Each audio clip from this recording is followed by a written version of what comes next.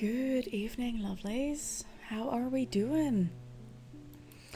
Robin, welcome in. Congrats on getting that first seed planted. Are we ready for some more of this amazing game? I am. Also, it's raining. Quite nicely, actually. I like it. I enjoy it. Especially after this morning, I walked out and I was like, you know, is this late summer warmth? Like, it's not that warm, but it's really, really nice and in a good way, sort of toasty. The way that warm days in autumn are toasty. I absolutely loved it. You want to go back to traveling? I understand that, Robin. Rain is dry here. We had some rain in the afternoon. We had some rain around 4, I think, just a bit before, and now we have rain again. But it really depends. Like, there's these waves going over the country, and it really depends on where it's gonna fall. You never know before. They do predictions, but I don't know exactly where it's gonna fall. But I'm okay with this. Shadow is not. He's annoyed. The day trip was really nice, to be honest. Nice. You went to Dusseldorf, and then what else did you do? Your friends really want you in Berlin, but you can't, especially this week. Aw, I'm so sorry. I wish you could. It would be nice if you could. But yeah. Wuppertal and Cologne. Nice. Really nice. Although I think, like, you could spend at least a weekend in Cologne if you wanted to, but that's my idea. Sumi, hello. How are you doing today, dear?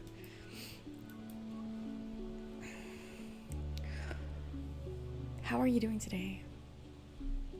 Also, Sumi, how much of this game have you seen so far? How much of this game have you seen? Because I am so excited about something, but I can only share it if it makes sense to people. So if you haven't seen anything about it, then it probably won't make much sense. Or have no idea how absolutely hyped I am for this game. It's fucking expensive, otherwise you took the train on Sunday and you mean you technically can't, but well. Hope the ride back is cheaper, since basically you can take the ticket to Berlin, which takes 10 hours, regional only. Ooh, you're okay? You wish you could be super hyped about news, but Tara has taken all your attention. I fully understand. You've not seen much of it? Okay. But you do get the vibe of the game, right? Like, the comfy, cozy stuff of it, and the gorgeous pastel colors, and then the horrible stories that come in it. You have seen some of that. I know Robin has, because I'm not sure I can easily share this, by the way.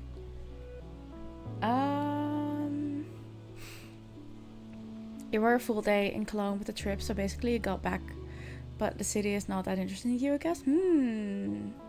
You've been here quite a while, right, Robin? You have been quite here on Friday evenings. You've seen this quite a bit. Or have you just been here and not paying attention? Which would make sense, actually. I would fully understand that. I would fully understand that.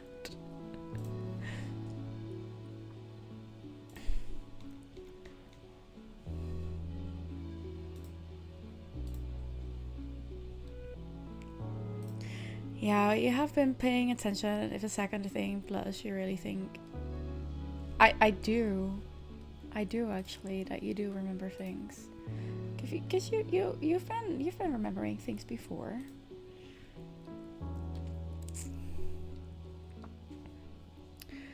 Also, you wish you could be super hyped about good news? What is the good news to me?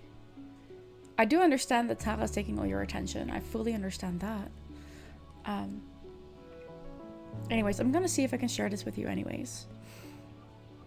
So I'm gonna take you here because vibe of the game, pastel colors,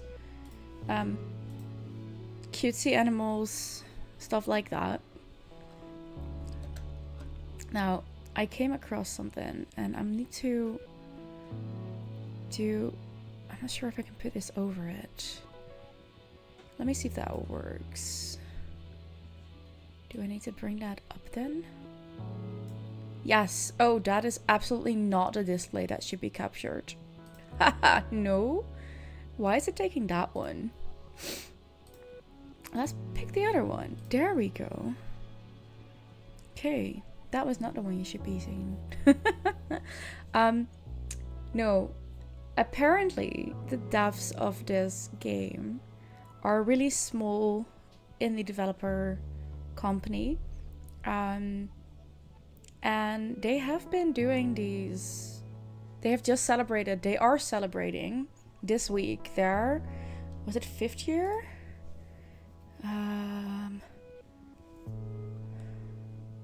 Or 3rd year? 3rd. It's the 3rd year anniversary of this game, which also means that it is currently on sale.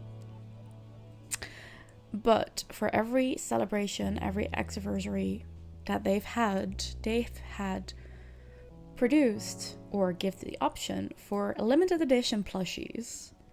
And I could not pass up on this. I could not pass up on this. I had to. This is Faceless. And Faceless is one of the chimeric horrors in the game. But there is a rumor about a very docile Faceless that has like not the extension of like being annoying. So I dove in here and I just needed it.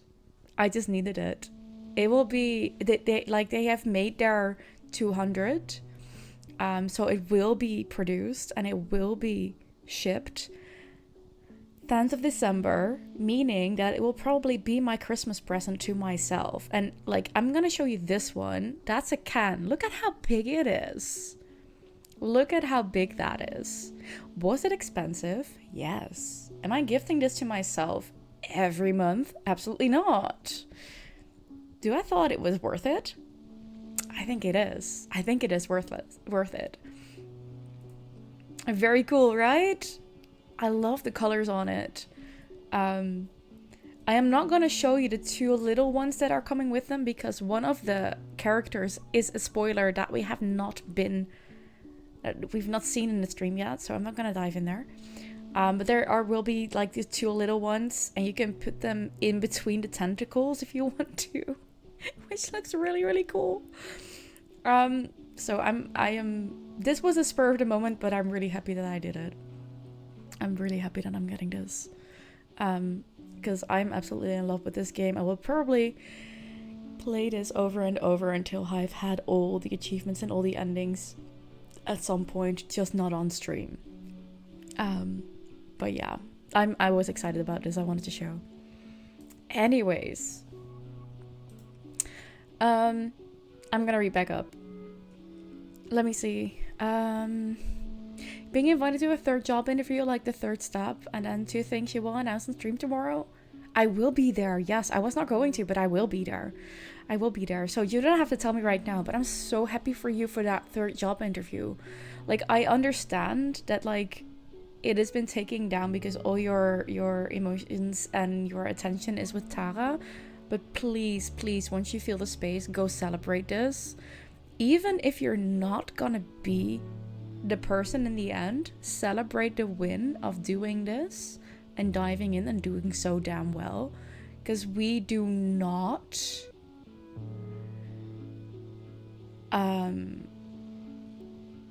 celebrate our tiny wins enough. So yes, you're allowed to cry and be very sad about it, and then after that, celebrate how well you did. Celebrate how well you did in between steps, because that was you. You've done that. Robin, not you who bought water because, well, it was the same price as a bathroom visit and a bathroom was not needed at all, and you actually bought with bubbles. You said in big letters, classic. So you thought, oh, it's still water, not paying attention to the small word below it. Oopsie.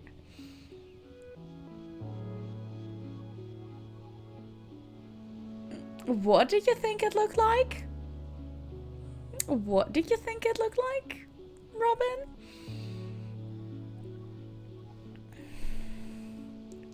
Is it me or does it look like, yeah.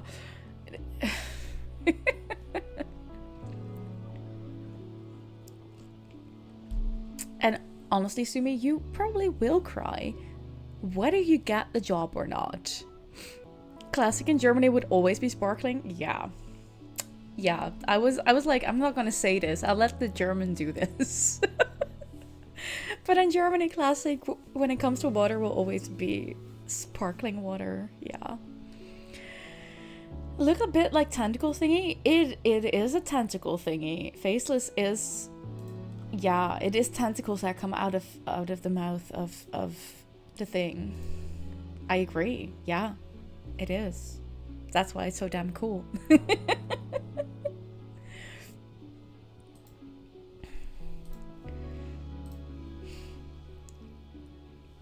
We also have seen a lot with saying classic as still water. That's so strange. That is so strange. Anyways, what were we doing here? Oh right, we had done this part. So we are gonna see if there are other animals or things around. Quests we want to do. Because I know that we've done like... Dice was here previously, I think. Let's get this one. A series of small circular pools chained together to form an impassable body of water. You don't see an obvious route through, though the path does continue off in the distance on the other side. No worries, Sumi. Look for a place to cross. Yes, please. We need to get to 47. We can do that. Well, okay, that's gonna be more annoying when we get the...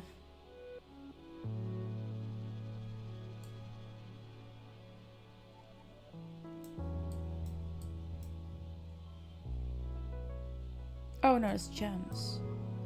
Oh, it's just a +2.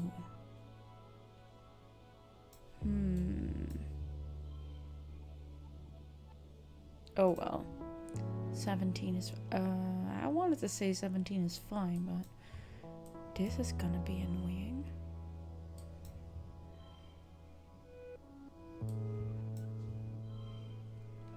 I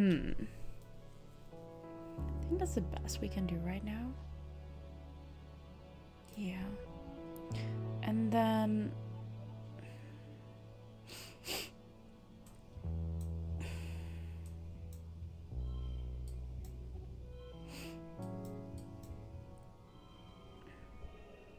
Okay, we made it. Can we... Would this make it better? It would not... Oh.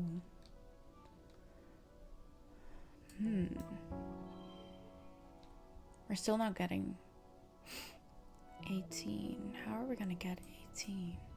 Oh! We're gonna do it like that, so then we can get more kudos. Because we, like, the perception is already full, so... That's not gonna do a thing. There's a narrow place where two pools meet that you think you can leap over. These little ponds look too small to house anything really dangerous. You hope. You approach the water's edge. You're not sure you believe that. Fair enough, Sumi. Leap of faith. You make it over the narrow gap. Nice. You feel empowered. Cool.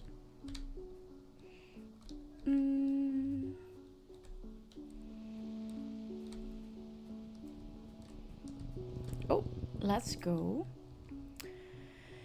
You're crossing a clearing when you hear a terrible cracking, pounding sound. A bushbuck bursts through the tree line, barreling straight towards you. Whatever makes a bushbuck run, you're pretty sure you don't want to be on the business end of it. How we bravely stand our ground. Let's try. Let's see what happens.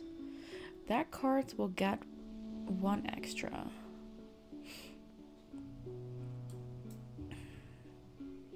So that way it gets cancelled out. That's not interesting right now. Although,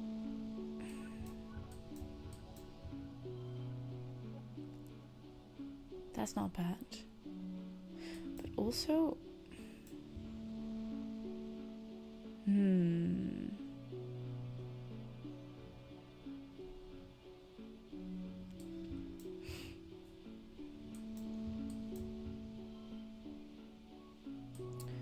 no, let's do this. It's fine. This gives us extra stress, but I don't really care about that, honestly.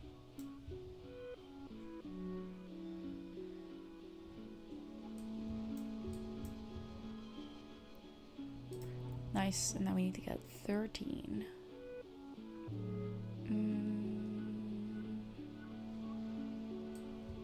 Two.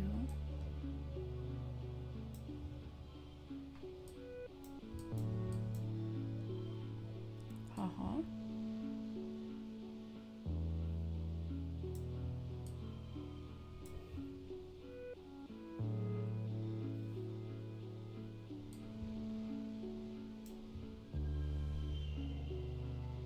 Yep. Because it's a bravery challenge, we could use a bit more bravery. That's nice. The creature pounds past you, its powerful stone-like gorilla arms smashing in the ground. It doesn't even seem to see you, and goes around you without even looking at you. You look around, but there's no sign of whatever motivated the bush bub to run so fast. At least that's something to be grateful about. Yup. It is 75. We can do 2 more officially. Oh, another one? You know what? Why not? You spot some familiar looking fruit. Hey, you've seen this bush before. That's no rock underneath. It's all part of one creature, an arborescent photosynth, a bush bub. It pays you no attention, continuing to blend in with the rest of its surroundings like a boulder. We're gonna ignore it. Because I don't want to pick its fruit. That's not nice. It's not friendly at all. There's nothing here, is there? No. We've already got the things that we could get there, I think. Also, you're so tired. I'm so sorry, Sumi. Another one with these. Why not? You almost bump into Dice. He's being so still and quiet, hunched over and looking down the little knoll. He shushes you and points. Don't scare them. He gets a little sleep. How come, dear? That sucks. You follow his finger and see what looks like a bush shaking violently. 2 bushes, actually, at opposite ends of a clearing. That stinky kitty sleeps all day, but the moment you want to sleep, she yells at you. Oh, I'm so sorry. That sucks. Do you have the option to sleep when she sleeps? Like during the day, like take naps? Is that an idea? Oh, they're bush bubs. From far away, they really do just look like plants and rocks. They're fighting over territory, Dice says. I hope they won't hurt each other. Neat, hope it's bloody. How do you know that? Yeah, how do you know that? Dice shrugs. If you're quiet, you see them a lot. You watch the 2 creatures face off, rhythmically rustling the leaves that grow out of their heads and backs. Their gangly, branch-like antennae swing over their heads as they rear up to their full heights. Even from far away, they look imposing, like agile boulders. Same thing, whenever you try to sleep, day or night, she yells or gets active. Oh, that sucks. As if she feels it and like needs you to watch over her. Aww. One goes, then the other. They watch each other carefully, alternating and repeating the other's motions, trying to outdo each other. Ultimately, the smaller, more graceful one seems to be declared the winner. The loser plops back down and shovels away into the jungle, defeated. You're too worn out and tired to continue. You have to go home now. Sure. On the weekend it is okay though, because then Tim can take over. Fair. I hope you can get some rest then during the weekend. Don't make it too long tomorrow then with stream. Like, I understand that you want to, but take care of you first, please. Robin, you need to get to CatCon where you can smack a giant cat butt. Right. The fuck?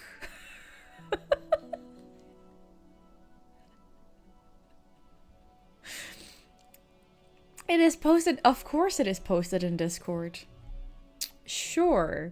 I'll check that later. Or do you want me to check now? 2 more on animals. That's nice. And more friendship with dice.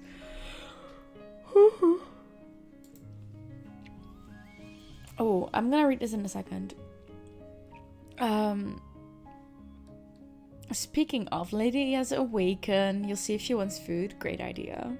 Honestly, it looks really fun. Okay, I'm gonna have a little quick look at it.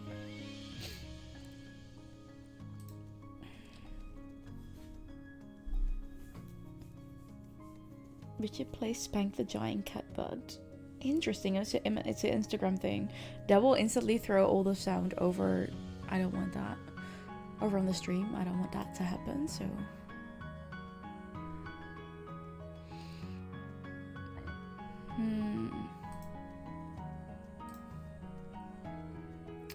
Okay. You're getting older. Is that magical time in your life? No. Oh, wait. No, but I will still go over the microphone then if I listen to it now. But I'll check it out on the break. But I can access Discord on my phone. All good. Thanks.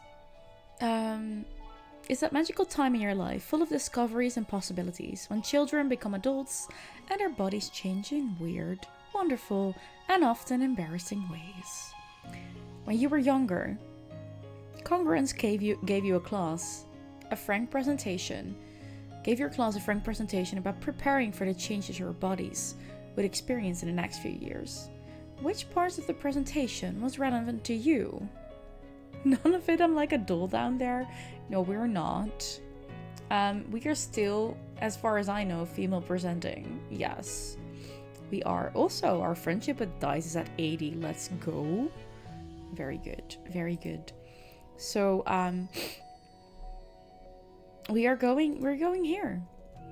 You and your friends giggled your way through Congruence's presentation and left with a new appreciation for the wonders of the human body. Puberty had felt like something, hello Yip, that would happen so far in the future that it didn't apply to you. You put it out of your mind, even as you noticed Cal's voice begin to drop or Mars starting to dress differently.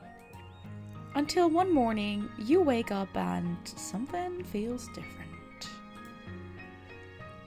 You just know something's off as soon as you open your eyes. Things are sculptured than you expect them to be down there. Puberty felt like hello Yip, yes. No, I may hope not.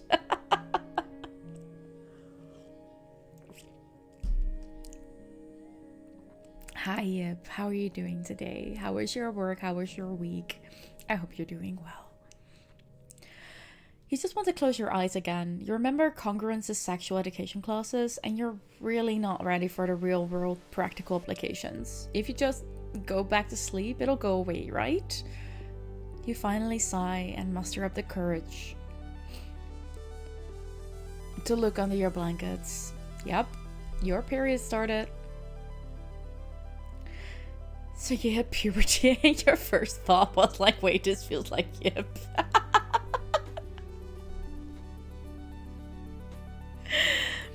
So no offense to Yip at all, but honestly, at the precious age of 13, I may hope that that was not the thought. I may hope that that was not the thought. Give me a second while I report someone again.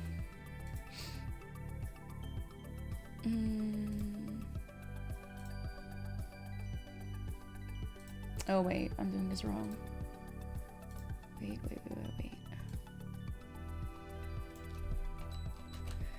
And how the fuck do you know how Yip feels? That is a great question. Yeah, no, I may hope that is not a part of it.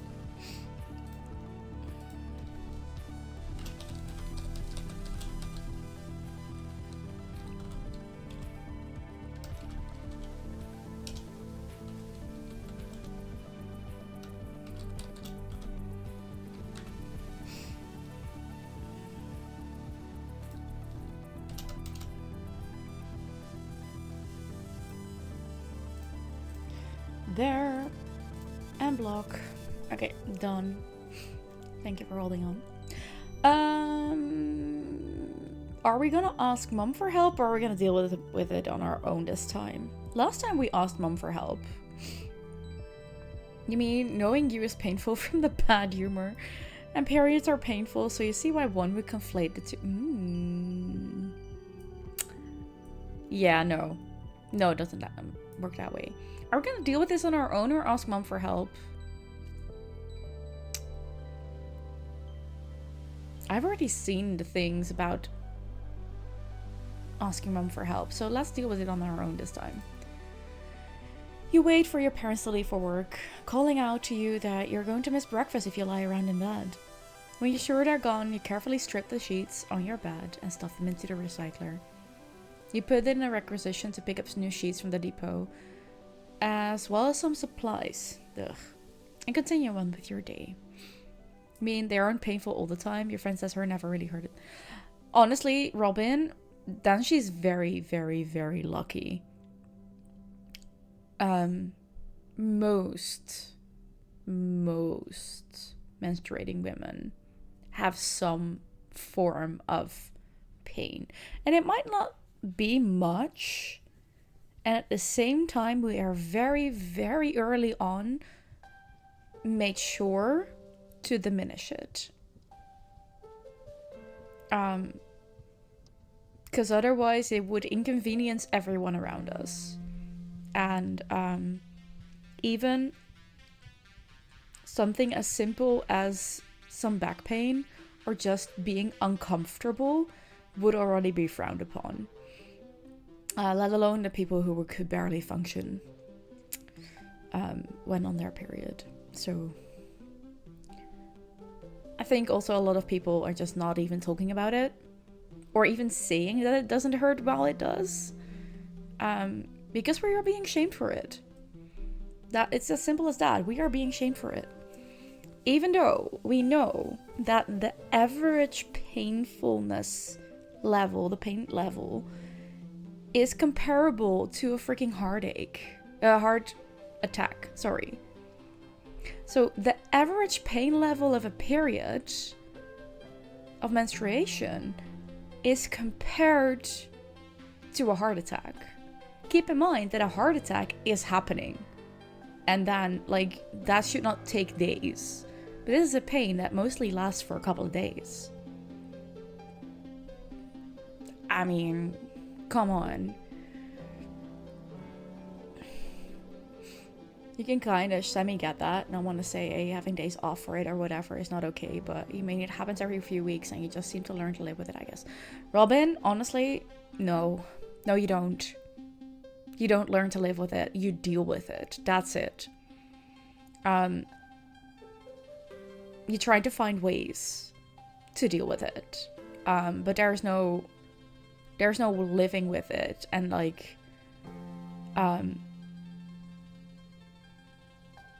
still mentioning it, even if you're dealing with it very well and you're still doing work, but even in mentioning the fact that you're in pain gets shamed.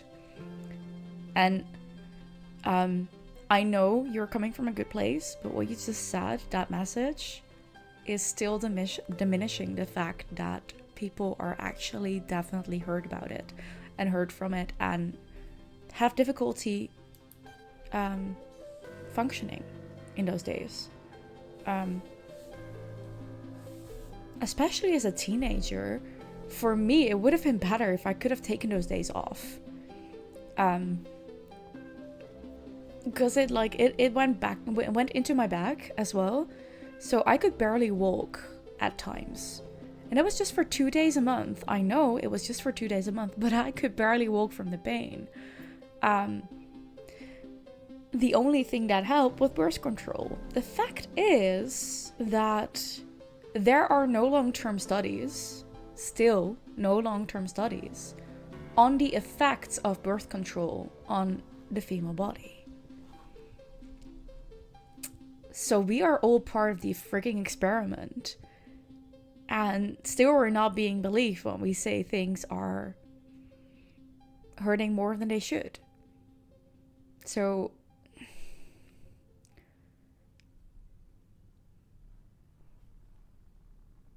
just saying, it is really, really still a taboo topic, and it needs to stop. It just needs to stop. And that's as much as I'm gonna say about it tonight. Because I do know that you understand. And at the same time, you've not lived it. And that makes it hard to say things about it. He makes a horrible joke about male superiority and promptly gets banned. That's not the way it works. Also, that would be very backwards. Honestly. He had a friend who had really bad ones and it just sucked seeing her like that. Like, nothing helped to even ease the pain. So you fully got that. She went home during... Yeah, exactly. That. And the thing is, for a lot of women, nothing helps. Because it is such a specific type of pain that it really is hard to create painkillers for it. Standard painkillers help for barely anyone. Even your girlfriend from the time said she was just begging for attention and it wasn't. Oh man. Okay. Women like that need to stop. Women like that need to stop. Everyone experiences their periods in a different way. And you can't say that someone is just begging for attention if you have not spent a day in their shoes. We need to stop attacking each other like that. It makes no sense. Yep, you know a few women who have to take off from work sometimes because of period pains? Yeah. Yeah, they do. I had a classmate who could not go to school for 4 to 5 days because of period pains. She was shamed horribly for that.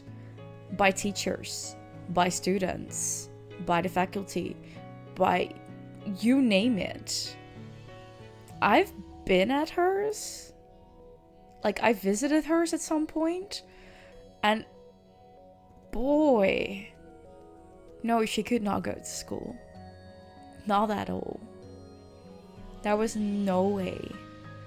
She was later diagnosed with endometriosis, which made all the sense. But it took her 15 years. From age 16, almost bleeding out monthly. She was losing so much blood. It made no sense. Like, she had anemia just because of her periods. And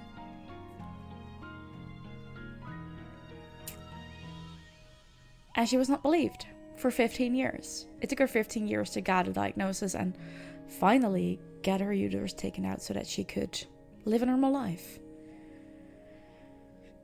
You always just mention to people when they say they're on their periods, especially if you're close to them, to just tell me if they need something, even if it's just a hug or a snack, you will get it for them. Yeah. And honestly, if you know they like chocolate, just randomly every now and then get them a bar of chocolate. Maybe their favorite if you know it. It like, even if that's not necessarily what they need at that moment, it will always bring a smile to their faces. Trust me, it will.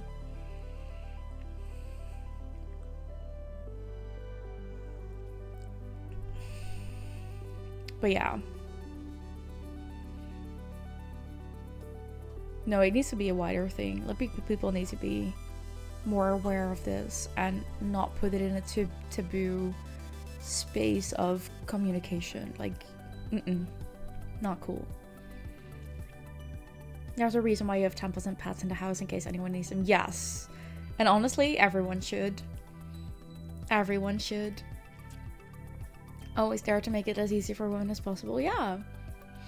So with the events we do, we recently added a little care stations for our bathrooms, where we have just the assortment of pads and tampons and ibuprofen and aspirin and stuff like that. Just like all the random things that you might need during an event that you might have forgotten.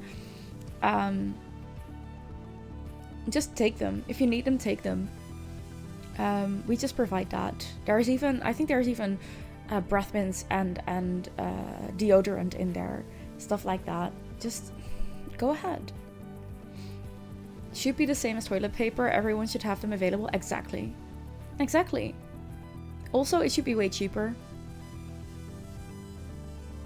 or at least not taxed, or something, because period poverty is a really, really big thing, even in the richer countries of the West, even in Europe. It's a thing, and it sucks. Always dare to make it as easy for women as possible. Yeah, but especially one of your friends who also happens to be your work bestie and outside of it will literally slap you in the face if you even buy her something. That's not cool. Like, hello, just take the present, take the show of love. Hello.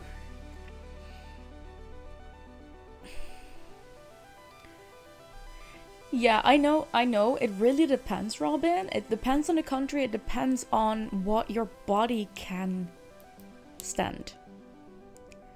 I know that if I use anything other than the brand I'm using, I'll get itchy. So there is stuff in the cheaper ones that my body does not like. So it really depends, and that is something that needs to be addressed as well. Update: the lady did indeed want to eat, even if you just from a spoon in your hand. You finished the entire bowl from the spoon. Hey, but she ate. The sweetie. She will slap you in the face in a loving way, as long as you enjoy that then. On your way back to Germany to buy me my brand, etc., because it saves money. I'm not sure even if that... I'm not sure if they have that brand, honestly. But I will absolutely have a look at it when I go shopping in Germany again with my mom. Brum Brum, hi, welcome in. Can you introduce me to this friend of yours? I think Yip is soliciting for a slap in the face, a loving slap in the face. If everyone is lucky, you will get to see her eat on stream tomorrow. Oh, that would be so cute. I'd love that. Yes, if you're not following Sumi yet, go click that heart. Go click that heart with Sumi. You know what? I'll make it easier for you.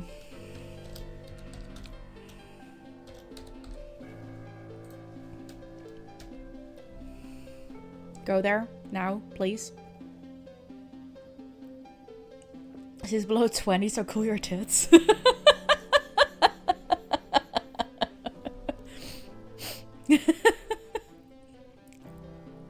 Fair enough, Robin. Fair enough. Yep, that's an expression, and you know it. Of course, Sumi. Of course. Okay, let's go on with this. What? You will tell Starlock? Oh, right. Where is Starlock, by the way? We haven't seen Starlock in a while, have we? Your man boobs down or your ass? Exactly. Okay. We dealt with it on our own. That night, you find your mom waiting for you. She's pulled your privacy curtain back to show your strip bed and looks up with a knowing smile when you enter holding loose sheets. She confronts you. There's only a few reasons a teenager does their own laundry. Do you want to share anything with your old lady, Eleonora? You duck your head and mumble that you got your period. You don't know what you're expecting, but it's not a hug. I wish you'd felt comfortable telling me, your mum says. My little girl is growing up. Yeah, that's exactly why we didn't do it, Mum. She puts her hands on your shoulders. I'm so happy for you, kiddo. I know you're probably grossed out, but getting your period is important. Sometimes we need a bit of a mess in our lives to remind us that we're real, that we're a part of this world. It reminds us that we have the ability to make life and responsibility to take care of that life.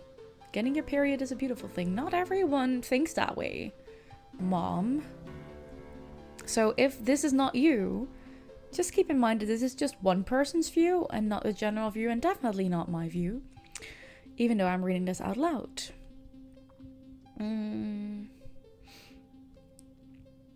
She drops in every now and then as a bit, but it's a very busy bee. Fair.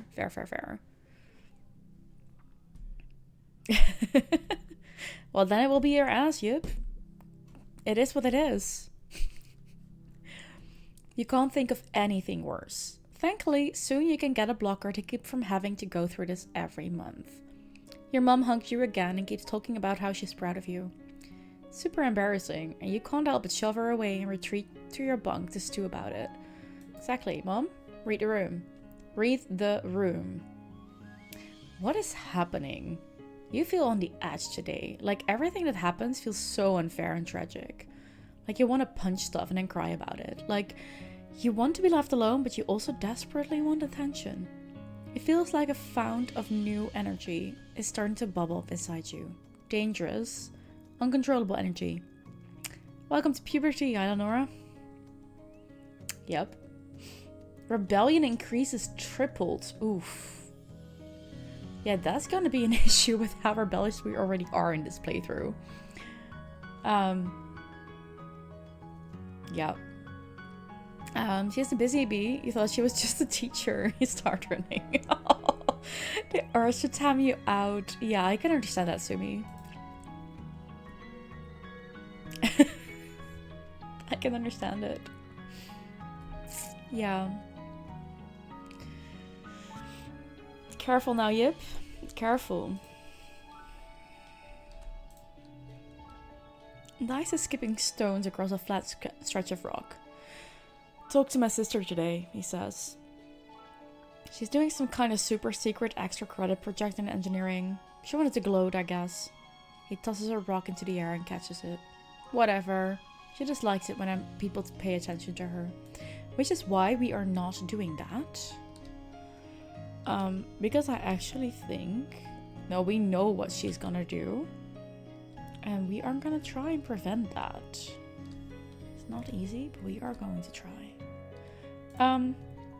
We're gonna relax on the walls. You relax on the walls again this month. Compared to the hustle and bustle of the colony down below, it's pretty boring up here. You catch up on some holo videos and enjoy a month of not really doing much of anything, really. Exactly. That's what we wanted to do.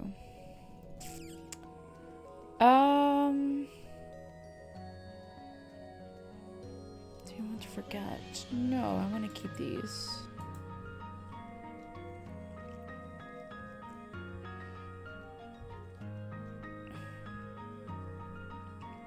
Clear-minded.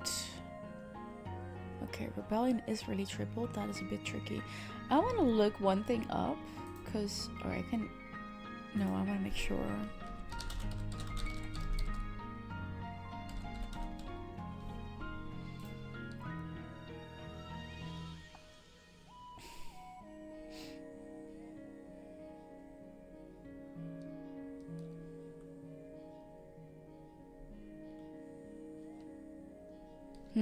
Okay.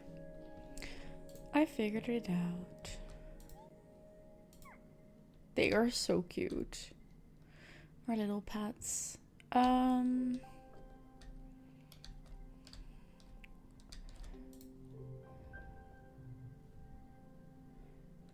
we're gonna dive in this. Not because we need the perception. The bravery is nice, actually. But we need this place. There are no collectibles, though. You're lucky, I guess. Maybe.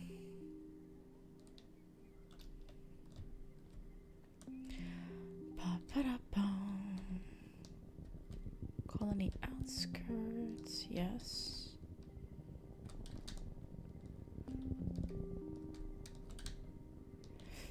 Wait, we've already done this? That makes no sense. No, keep exploring. Hot cocoa with Baileys, let's go. And a cookie, that sounds good.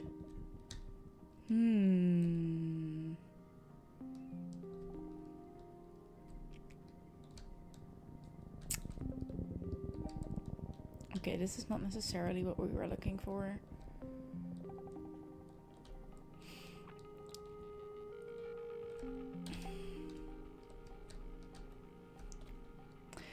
Not a side of Bailey's, just a few drops inside for the taste mostly. That makes sense. Makes sense. We'll do one. Your house is a bit clean. The ceiling is now fully redone. Next week painting, and then hopefully in a week or two it'll be all be done as new. That sounds good. Practice spitting seeds. Why not? Some combat extra. Cool. Okay, we're gonna leave this for what it is. Yes, go home. Yeah, go home. That's fine.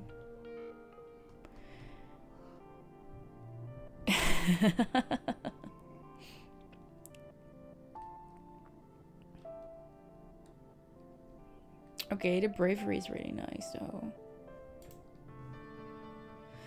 It's Vertumnalia. Time for speeches, games, and feasting. You stare hungrily at the feast table. Sure, it's mostly soy rations, but it's still more food than you usually see all at one time. There's some potato pods and some roasted slabs of fungi, and a few dishes of earth vegetables from the greenhouses. You try to sneak some food before the speeches start, but Chief Engineer instantly catches you and smacks your hand away. Your mom gets really mad at her, and it causes a huge yelling match. Your dad directs you away from the table as Instance blames your mom for the way things are right now, whatever that means. Your dad passes you a soy sweet to keep your tummy busy during the speeches. He's the best.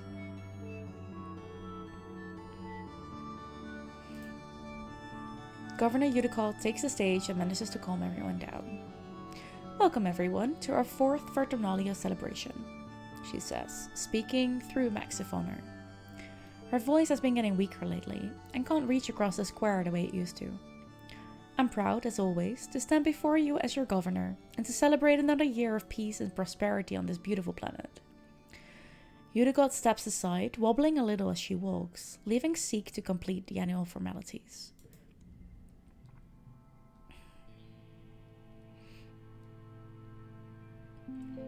Your mom steps forward. Before we get to the feast, I'd like to thank our cultivators for their hard work this year.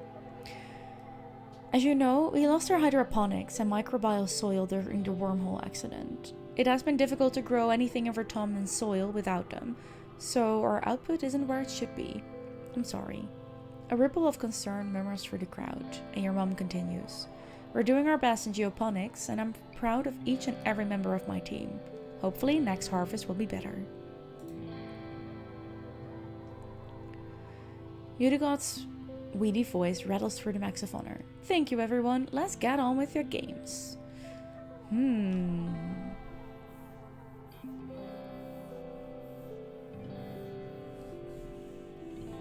Oh yeah.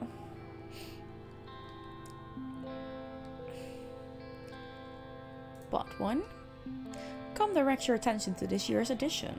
A cloth-covered mountain as tall as 4 adults, studded with mysterious protrusions. He pulls it back to reveal the Tower of Terror, he announces with a flourish. Test your courage with the 3 stories of ladder climbs, followed by a death-defying leap of faith onto the Poofstrom mats.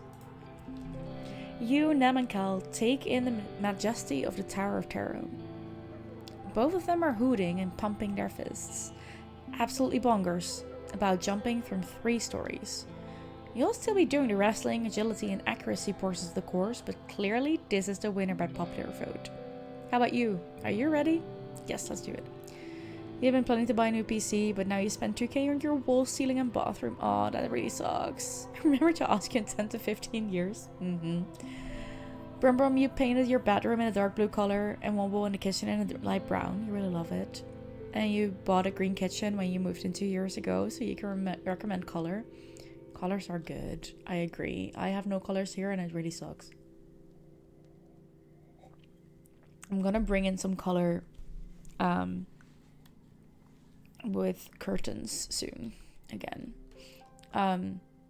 Because I am quite sure that if I throw a color on my walls right now, that once I'm gonna leave, my landlords are going to be really annoying about the fact that things are a color and it needs to be whitened down again. And I just don't want to deal with that right now.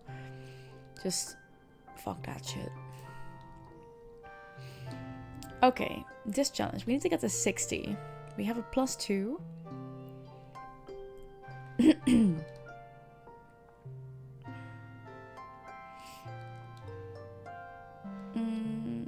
Okay. If you don't like color, we could always paint it white right before you leave. Yeah, the thing is, Robin, I don't want a light color. I have a very, very pretty dark green in my head that I really want to use. It's just not going to be for this place. It's just not going to be for this place, and it's okay. Yeah.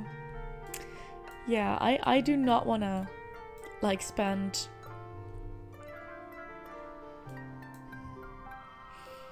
that much on something. You're so happy with the kitchen, especially. Felt a little brave, but it was the right choice. I can understand that. You do like color, but you also want muted colors. Lots of color makes you unable to relax. Fair. I can understand that. Yeah, I think this is best right now.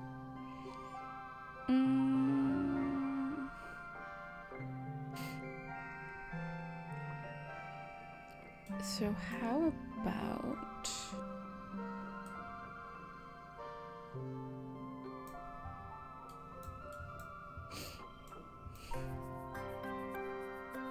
$18. That's far from enough. Dinosaur Tamer and you will also make everything darker when you renovate next time. You want as little light walls as possible. I can understand that. Yeah. Free game on Steam. Survive or roguelike.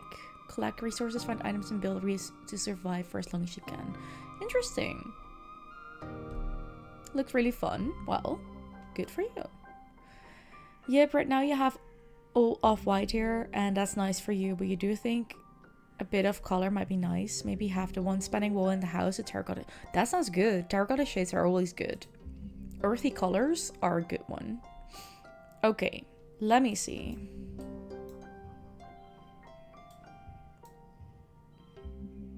Oh, that's not going to do anything, but it is going to give me an extra point on challenge win. 24. Ooh, there we go. 29.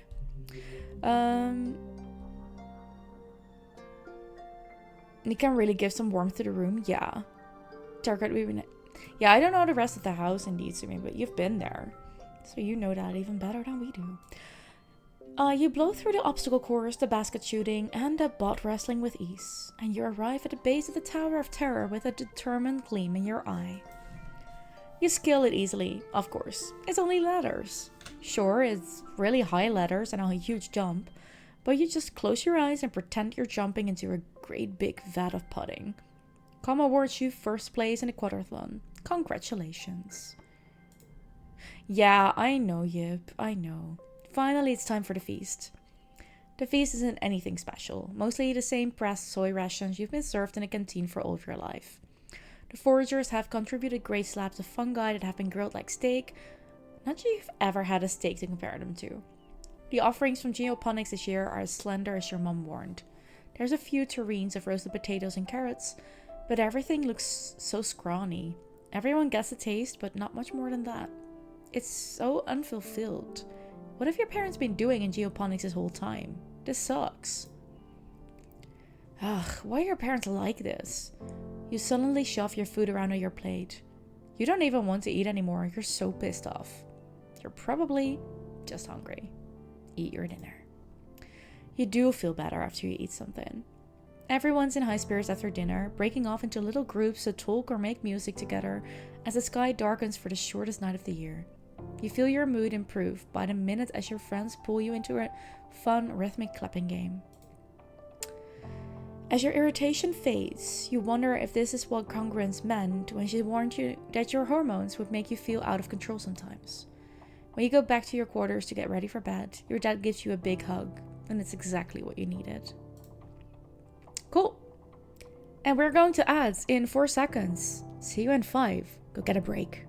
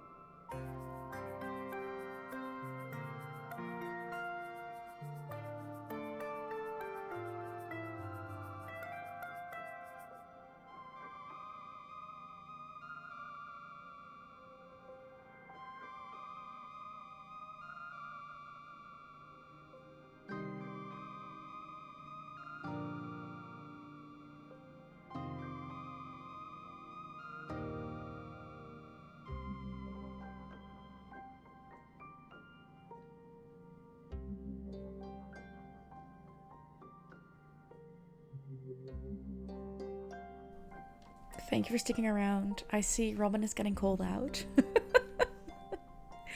Also, Sumi, I know the game looks really cute. I agree.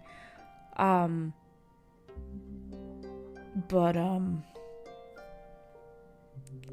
I mean, I told you about what happened with our first playthrough.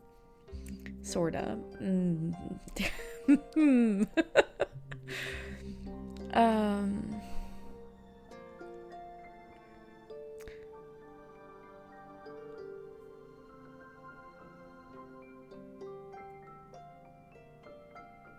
Your mom warned you that it ages, as it ages, terracotta has a way of fading into pink.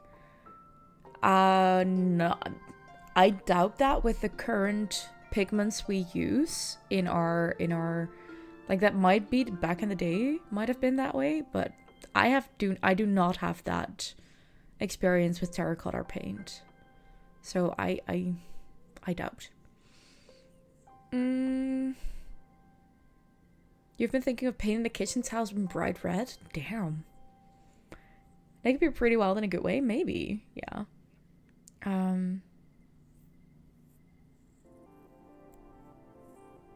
Yep, you would say some things, but that might be spoiling stuff. This is the second time Ali's playing the game because we were all unhappy with the first playthrough. Yes, and this game is actually meant to be played several times over because it remembers the thing, like it gives you the option to remember certain things from your first playthrough or your previous playthrough and take that information with you. So some things that I can do now in the game I couldn't do in my first playthrough. That is by design. So was it yours twice and you find out now that she was just secretly like, needs so much color all the time. That's Team being naughty again. Fair enough, Robin. You have one not safe for work game that you actually played, but still don't get how the fuck it works.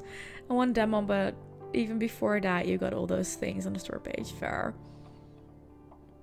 This time it was at VR games, which you can't even play. I think I even like check that option, the VR ones. You mean less sweet in a cute way, but then so many important topics nicely dealt with? Yes. Also, this reminds me of the fact that I have not done... Damn it, that's not what I wanted. That I have not put the trigger warning in yet. Give me a second, because we are getting closer to the month where it might become necessary again. I'm not sure how to do that at this moment either, but I can check for you after stream, Robin. I'll have a look at it and see if I can find that out for you. This is just a VR kit from Valve. Fair. This one needs to be pinned for the rest of the stream. There we go. Okay. Yeah, it does touch on a lot of important topics, which is absolutely a good thing about this game. It can also be very triggering. Like, there's a lot happening. There could be a lot happening. Robin, I just want you to get the VR kit in a naughty game. I mean, is that really a bad thing? Dice is fiddling with the toggles on his jacket, watching the comings and goings of expeditions. I want to go with them, he mumbles. But like, not with them, you know? Like, I just want to be alone in the wilderness for a while. A little smile plays across the corner of his lips. It sounds nice. Dinosaur Tamer Destruction? No worries. No worries, Sumi. If it's a good game? No, exactly, Robin. Exactly. We just keep giving him these because he loves them. Hey, Cal. Cal takes a deep breath and lets it all out in a huge sigh. I love the smell of the air here, he says. It's not clean like the Strato, but like, it's fresh. If you know what I mean? It smells like dirt and compost and manure and growing things. And when I breathe it in, it's just... He takes another breath. It just reminds me that everything here is alive and important. Yeah. We tell him about the time Chang brought a skunk back for show and tell in biology. And he got scared and made the worst, most smelliest, grossest stink you've ever smelled. And everyone thought Tang had farted. Then Professor Hal had to clear out the whole room and it took weeks to get the smell out of the beanbags. And it was so gross. But also kind of neat, how such a tiny bug could make a whole room of kids run away. Cal laughs. I remember that, Eleonora, except the way I heard it. It wasn't Tang. It was you. Yeah, maybe. Robin. Enter a dark VR prison where seductive inmates and a mysterious she-devils run through your desires. Oh boy. Each encounter is an intense sensual experience in a world where you can control everything. It's a safe for work description. The game doesn't look like other things you've played in the past. As such, we don't have much information on whether or not you might be interested in it. Here, they don't even have a reason why they recommend it to you. Interesting. But yeah, if it looks nice and you're like curious, fair. Do I have a present for her? I do. There you go, Tammy. There you go. Hey, Nem. It's hot. Maybe. Want to train together? On your way to the sports ball pitch, Nem shares the story about the time her brother Kamon spiked the ball so hard that he broke Utopia's nose. Back when she used to play sports ball too. She describes it in gory detail. -2 to... Oh, that's...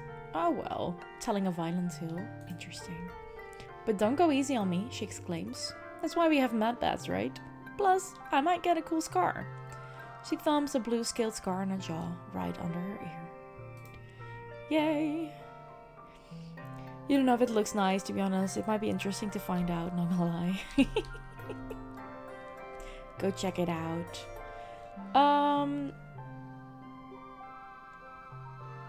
Okay, what are we gonna get up again?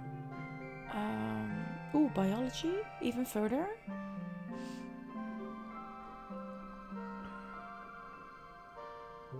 Maybe, not a bad idea. We can do that here, can't we? First, you need to buy a VR headset. Fair. Yes.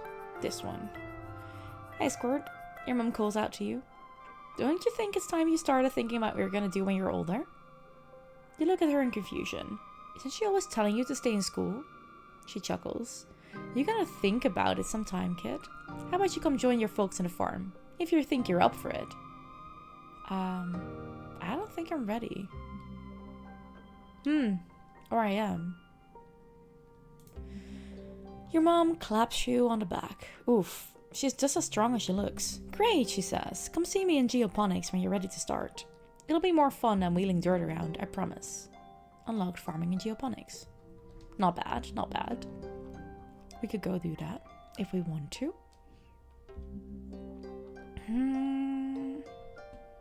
19 we need to get to. So...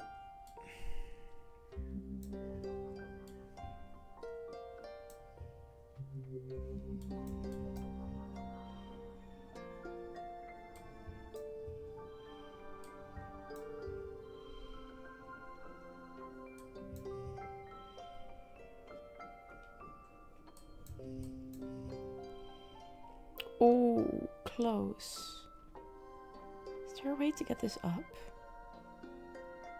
Oh no, this one became a 2 now. Oh, that's annoying.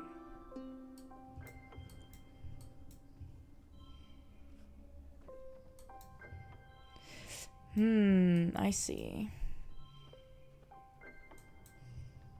Ah, well, there we go.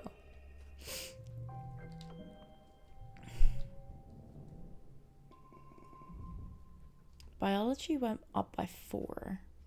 Not bad. And double kudos. Let's go. Okay. Check in with people. Nem is munching on a container of cut up pieces of dust melon. My mom is kind of buzzy, but Shimmer sure makes great lunch. she says, offering you a piece. Gotta keep your strength up. I don't think I have what she... No, I don't. I don't have what she likes, sadly. This one? Work on the farm. What does that give us? Ooh. But organizing is also nice.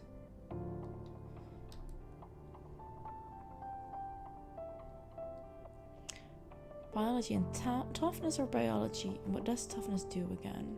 Physical strength is stamina.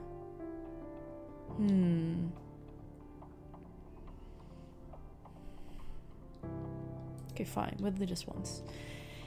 It's a proud day for your mom. You're finally following in her footsteps. She meets you at the gate to the gardens. Hello, Sprout, she says, sounding chipper. Come on. We've got a lot to cover before you'll be able to keep up with the rest of us. Finally, some real farming. Your mom shows you around the fields and the geoponics domes. You'll mostly be working in the fields, with the heartier earth crops like the potatoes and the corn, as well as the native plants we've managed to cultivate. Whoa, there are some native crops mixed in with the ones from Earth. Incredible. You spend the rest of the day pulling weeds and watering plants. You're dirty up to your waist by the time you're finished, but it's good, honest work. You're proud to be able to do something that helps out the colony. Cal gives you a high five and invites you for a cool drink in the cafeteria, and all the other agriculturists join you. Of all the places in the colony you've worked, geoponics is the most likely your family. Maybe because they've always been your family, thanks to your mom and dad.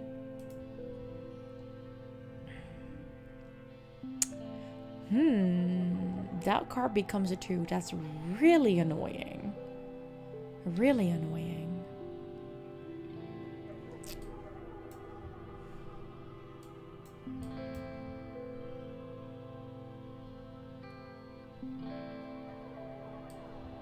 How about we do it like this? Just because, I guess. Ooh, why did we get double the stress? From a stressful event?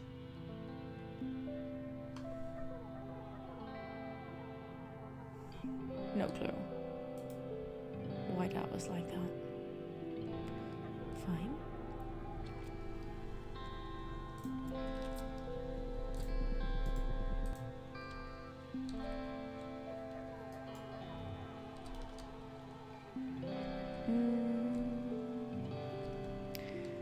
You found this guy on Instagram and he's so amazing and funny. Cool.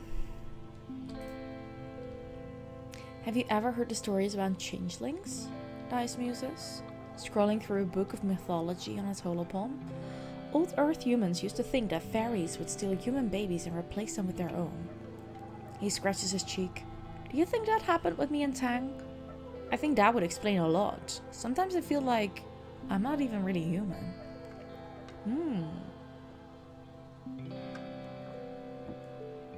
You can't really explain his things, you just have to share it to understand it. Sure, you can share it in DMs. No worries.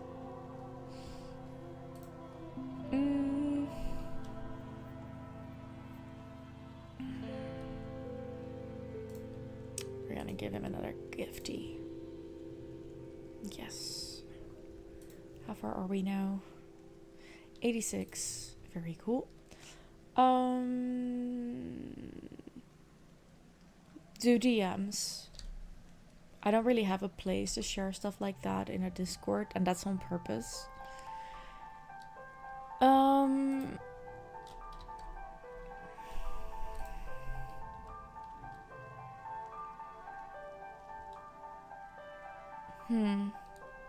Tammy is bobbing her head along happily to music coming through over here speak, which she turns off as she sees you approach.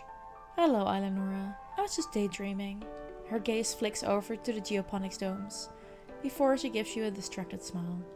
What's up? Do you need something? Oh, we know what she's thinking about, or mostly who she's thinking about.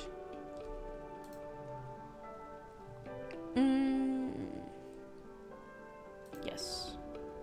You're pulling weeds from the garden beds when you see Cal scurry past you, moving with a purpose. He doesn't even stop to say hello before he disappears into a barn. Follow him. You slip into the barn behind Cal and you're surprised to find him kneeling on the ground, feeding leaves to a small caterpillar-like creature. It scampers around him on its 6 stubby white feet, chirping and chittering at him. You're so surprised, actually, that you let the barn door close too loudly and Cal's hat snaps up.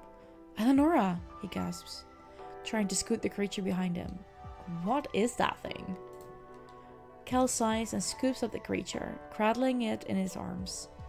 It immediately flips over and shows Cal its soft pink belly, begging for scritchies.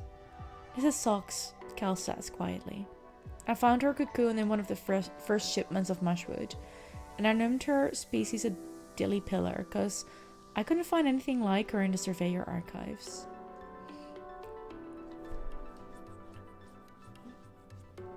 Ooh, Yip posted some kitchen color ideas in my Discord. Love to hear thoughts. Ooh, that sounds fun.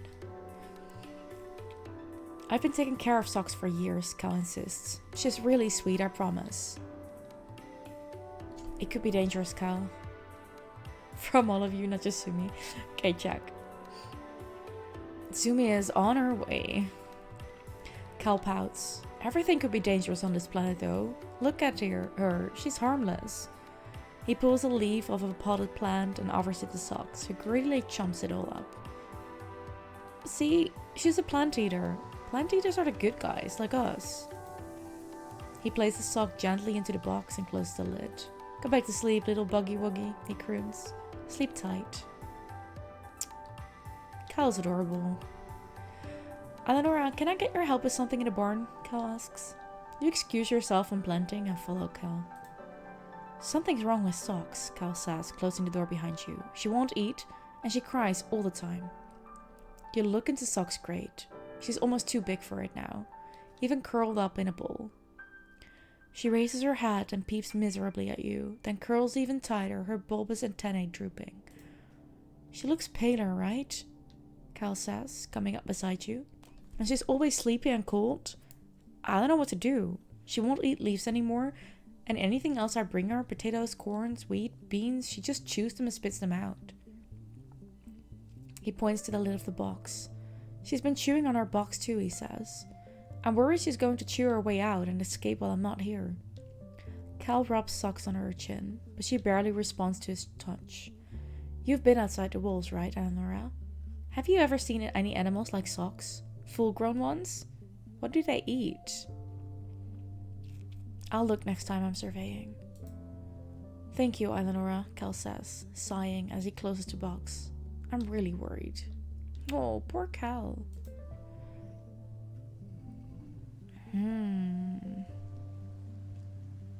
Let's see. 19? We can do that. I think we're just gonna do this. Oh wait, we have an extra one. In that case, we can do this. Done. Ooh, exactly even. I like that. Victorious. Extra kudos from exact score from battle condition and popular stat. Ooh, I like. Got a whole bunch of kudos now. Let us quickly check out the place to see what we can get for that.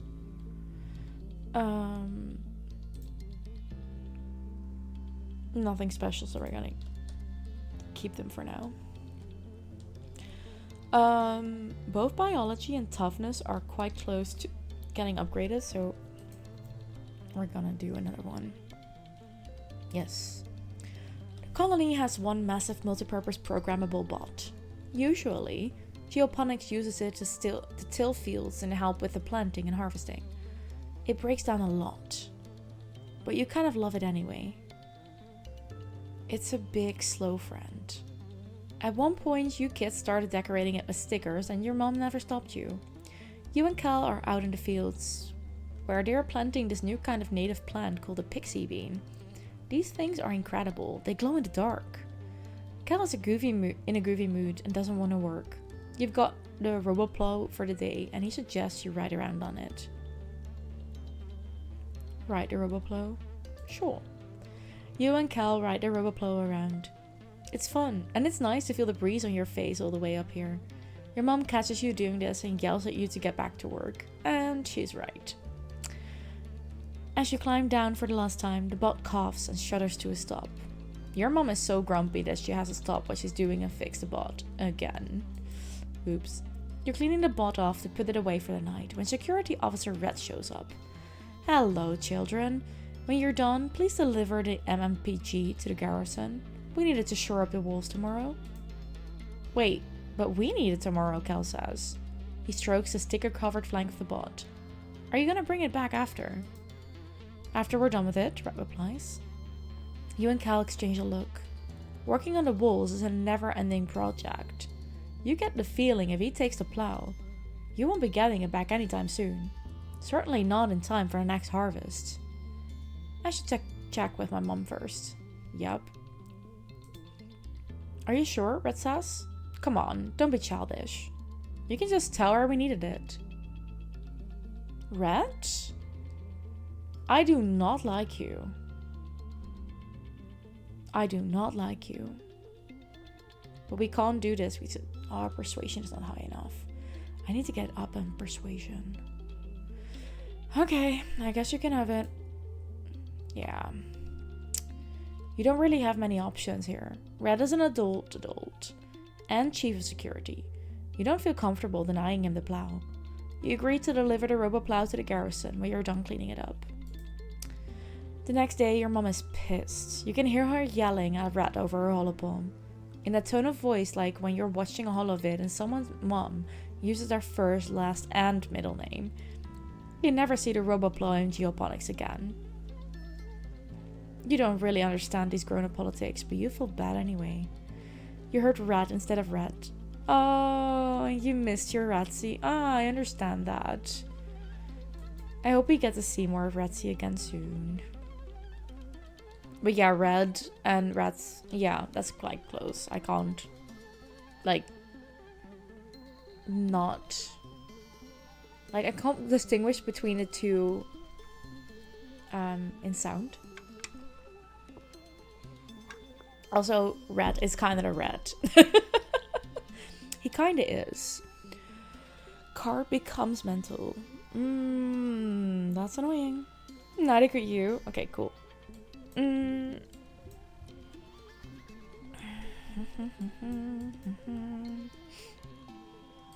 Fine. I just take a bit more stress. Why not? Yo, Ratzi is doing well with work. Yeah, me too. Ooh, biology went up high. That's nice.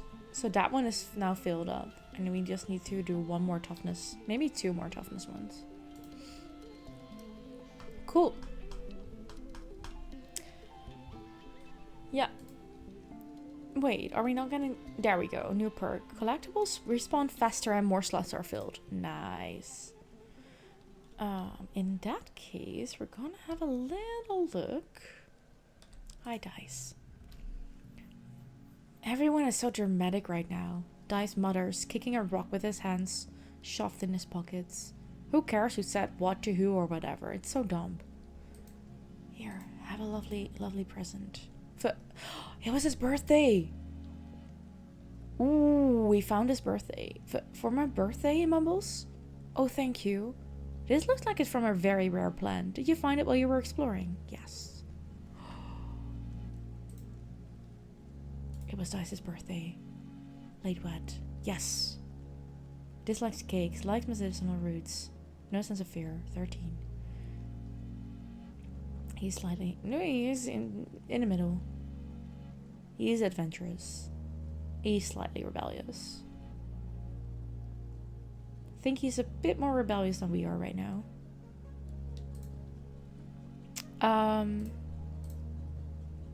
Does this mean that this one has been replenished? No, it does not.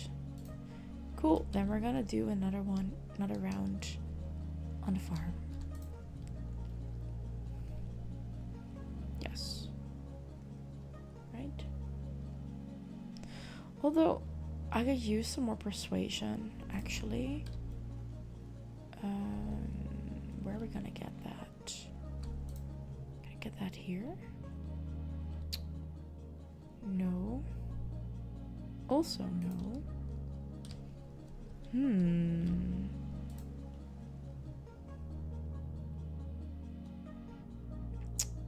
Humanities. Okay, fine. You see a notice on the engineering holoweb. Professor Hal is looking for someone to help with after-school tutoring. You should know the basics and be a quick study for the rest. Please apply. Nope, we're focusing on our own studies. You can't very well teach others until you learn the material yourself. Exactly.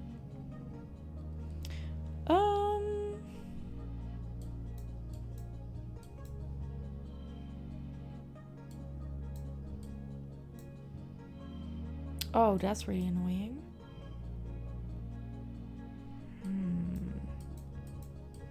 Like that then? Because that's unchangeable. Oh, that was smart. Yep. Win with exact.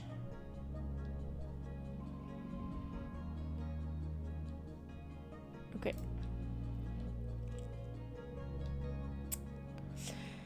Okay. Are we ready? I am not, but we're gonna dive into the glow again. Sumi, this is where things might get strange and weird and whatever. Just so you know.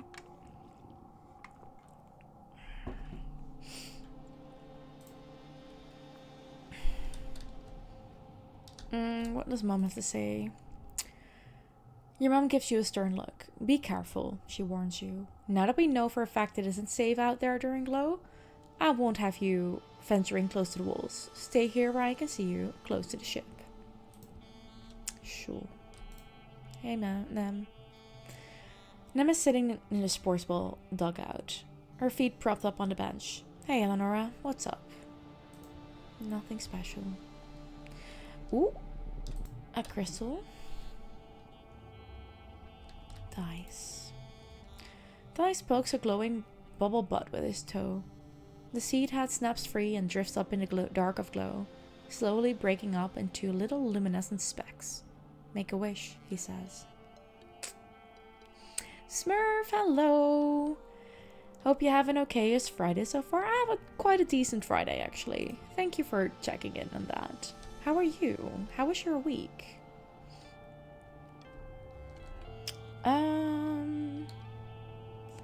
Let us do that whole thing about persuasion once more. Yes. Professor Hell hands you a stack of blank paper and a box of pencils and asks you to pass them out to the class. Today, humanities class will be practicing our handwriting, he announces. You hear tension groan beside you. But Professor Hell, she whines. Why would we ever need to write by hand when we have holopalms? This exercise will be part history lesson, part future skill, Hell tells the class. We may not always have holopalm technology here in our little colony. Our replicators and computers will break down eventually, and when they do, we'll have to rely on low-tech solutions to everyday tasks. So first lesson, how to correctly hold a pencil. You and the other students get to work learning how to print by hand. It's a little bit like holding a stylus, but the texture is all wrong. Your letters are small and cramped, and you have trouble keeping them in a straight line. Tango is suffering the worst. Ha! Mars laughs. Looks like we finally found something Tang isn't good at. Look, she keeps mixing up a lowercase a's and e's. Tang is used to using a stylus with her holopalm, but she's never actually drawn the letters. She fumbles like a child, bashing her fists against a holopalm for the first time. It's painful to watch. You can tell she's getting more frustrated with each letter. Martz, on the other hand, has lovely penmanship. She can even write in cursive. My papa taught me when I was little, she says, showing off her paper. Cultured people know how to write for real. Is that handwriting or a seismograph? Interesting. Week was okay. I mean, you saw.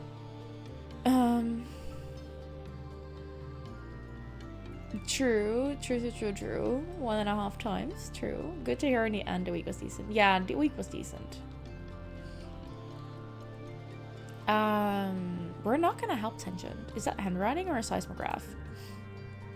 Mars giggles as Tank balls up her... oh. Whoops. Her 5th piece of paper and throws it on the floor. At least I'm not holding my pencil like a magic wand, she snaps at you. And Mars laughs even harder. Oh, we were nasty to Tang there. Whoopsie. That's not who I wanted to be. You're debating on if you should join the Shepherd Save? Oh, do it. Do it, because I think we're gonna do Hangford on Bagley. Like the cottagecore one. I want to see what you do with that. Join. Join. It would be fun. It would be good to have you there. I am all up for it anyway, so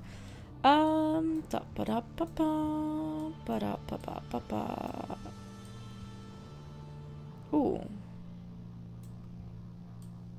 Oh, we're gonna do this. You have not opened The Sims since October 2023. Fair. Fair. I haven't opened it since May, I think. Which is not the same, but I'm like, you know what, Sumi? If you sign up, let's I'm gonna give you an offer here. If you sign up, make sure that you do not take like the biggest plot. And if you're opening up the game and trying things and it's not working out, I can take over. Then I'll do 2. I'm fine with that.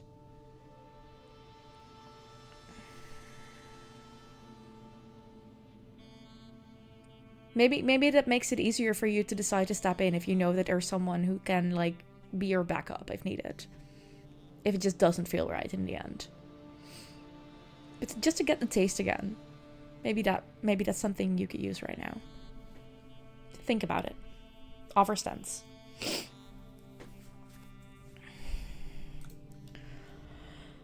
Another year, another glow.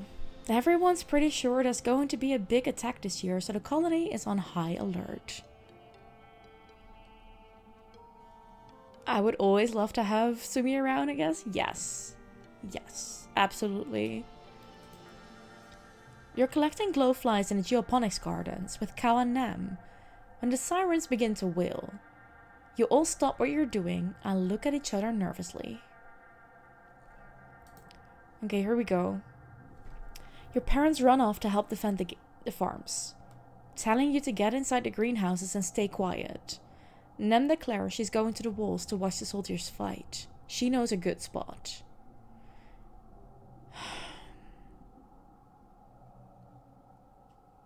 Sumi is fun to have around, absolutely.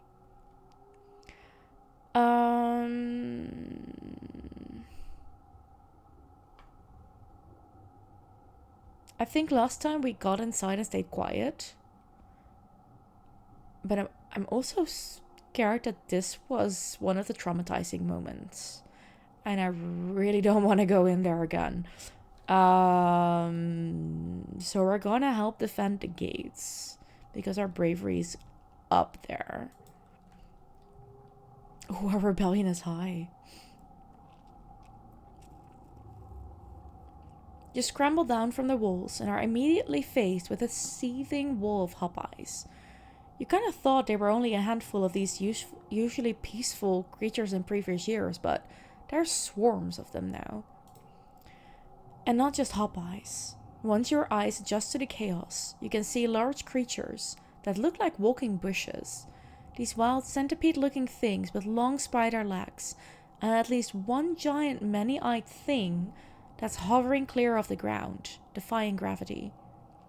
They all seem to be inside it, into a frenzy, attacking everything inside, and trying to get through the walls. It's dark and chaotic. Com sees you through the fray. Eleonora shouts, "Get to safety!" You're suddenly not sure this is a good idea, but then you look up and see them shouting encouragement up on you on the wall. Combat 30 or greater. We have 31. Combat challenge. Yes. 47. We've done 47 before. We have a +2. And we have these if we need them. Yes. Okay, let's see. 2, 3. That's a good start. Absolutely. Let's go. 5, 5, 4, 4, 22. Now we only need 8. And we're done. We're there. Bingo. Do we want to get it a super goal? Sure, go. +3 combat. Nice.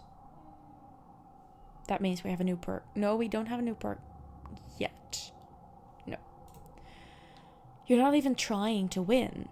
There's too many of them, and you're unarmed, but even your vulnerability can become a weapon. You use your knowledge of the buildings around the gate to bait anything that slips past the defenders into circling back so they can be picked off by people with actual weapons. Nem acts as your air support, calling out when certain shortcuts are blocked by the creatures, so you always have an escape route. I love that. Eventually, the defense forces manage to push back. Thank you for the lurk, Sumi. Have a great evening. Eventually, the defense forces manage to push back the creatures. The rest of their broken swarm flee back into the wilderness. Com jogs over to you, breathing heavily, and slaps you on the back. You're one brave kid, he says. Stupid, but brave. You really helped out back there. Nem whistles and hollers from the walls, and Com shoots her a grin. Your parents are arguing quietly at your little table. I'm telling you, it wasn't a fluke, your mom says. They're not just wild animals. They have a plan. The fields, the lights. Okay, your dad replies, taking her hands across the tabletop. We have to tell people what we saw in geoponics. They look up, noticing you in the doorway, and your dad's worried expression quickly changes to a smile. Hey, Rutabaga. What happened to the fields? Your mom stands up. Don't worry about that, she snaps. Get to bed, it's late, and we have a lot of work to do tomorrow to clean up.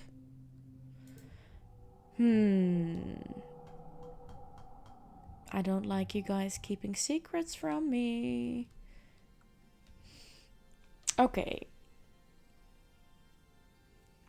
Biology 22, animals 24, combat 14, toughness 13. Oh, this is going well. +5 rebellion, lots of kudos. More defense, less food. 90 friendship with dice by now. But you're just a baby, I know. Okay.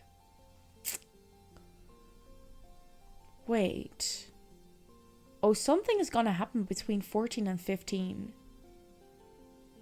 This is gonna be the important part. This is the switch. I think I know which switch this is. In this second playthrough, your abilities are filling up way faster, I think. That is one, because we started off with more abilities because of the things we remember. And the choices we got to make at the start. I made a couple of very smart decisions at the start, where we had these kind of power-ups, and we spent that time that we had those power-ups upping the stats for that power-up, and we have been more focusing on one at a time instead of going all over the place. That is kind of what I'm at right now. So I want to make sure that we get bravery up to the second one and toughness to the first. Maybe either persuasion or organizing to the first. Rather persuasion, honestly. Because we're going to need that. By the way, you're going to go see Ed Sheeran in Copenhagen tomorrow? Nice, Bram. Really look forward to it. He's so damn good live. You saw him back in 2009 and 2018. Oh man, I wish I could.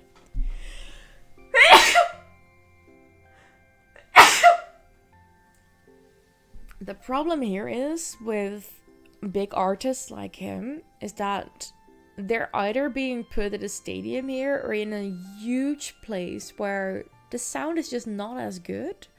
So I just don't want to go there. I don't want to spend my money on that. It really sucks. Thank you, Robin.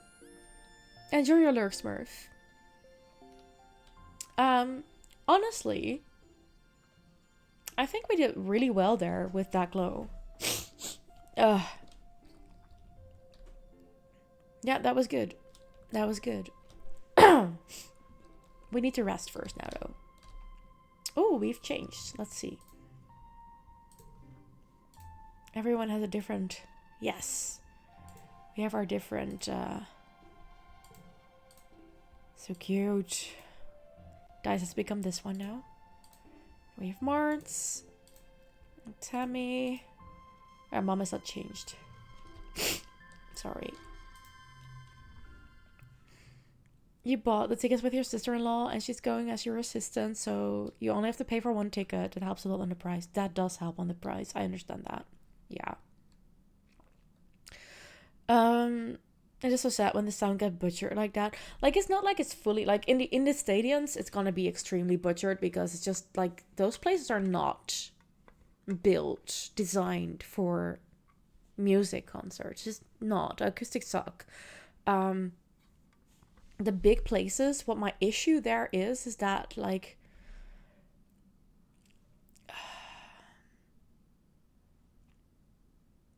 the prices for good spaces... good places are insensibly high. Like, it makes no sense. And the amount of very young, mostly girls, that go to these concerts are absolutely gonna ruin the fun of it for me.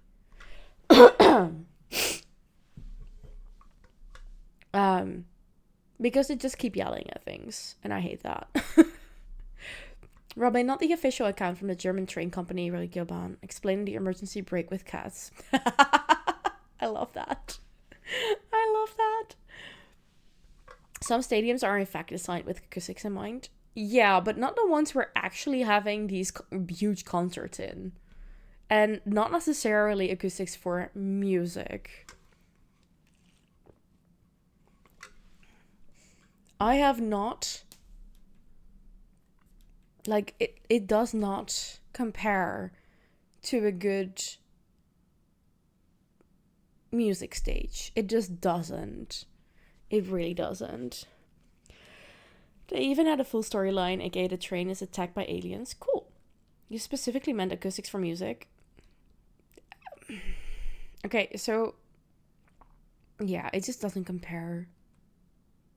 And also... yeah, no, just give me the smaller things, the smaller places. It's the same here, really high prices in the big places. You have a pretty good one in Copenhagen, but the one tomorrow is outside, so you don't know how that will be. Okay, but then, like, if it's outside, that's a specific way, and they should be able to create good acoustics, like good sound for that. I don't know. That's different to me if it's outside. Fair enough. You catch Dice on a ridge overlooking the wilderness, bobbing his head along to something playing through his earspeak. He doesn't notice you walk up. He jumps when you tap him on the shoulder and scrambles to turn off this holopalm. Don't sneak up on me like that, he grumbles, then flops backwards on the grass to look up at you. Man, I was just getting to the good part of the song. What are you listening to? Dice looks away. Just some old music from Earth. You probably wouldn't like it. Try me. You sit down beside Dice and extend your hand to link your holopalms. Dice stares at you for a few seconds before pressing his palm to yours, and music floods your brain through your earspeak. Dice takes his hand back and weaves his fingers together. Timid. I listen to a lot of Earth music, he says. Do you like it? He asks. I love it.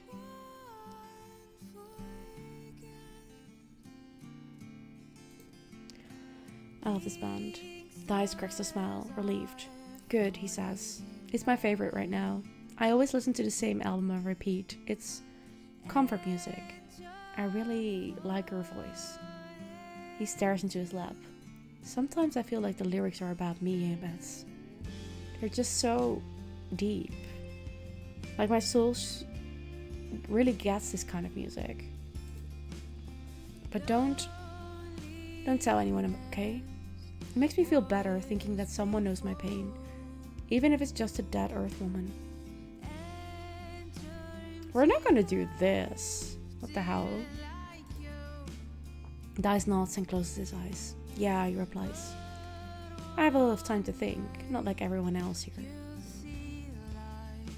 Oh, love this view. You lie back in the grass and listen to Dice music for a while. We're gonna hold his hand, absolutely. You reach out tentatively and link your pinky fingers with Dice, feeling him tense up beside you. He darts you a nervous glance, then looks back up at the sky when he sees you looking back at him. His cheeks go completely red. He doesn't hold your hand, but he doesn't move his away either. And that is enough for now.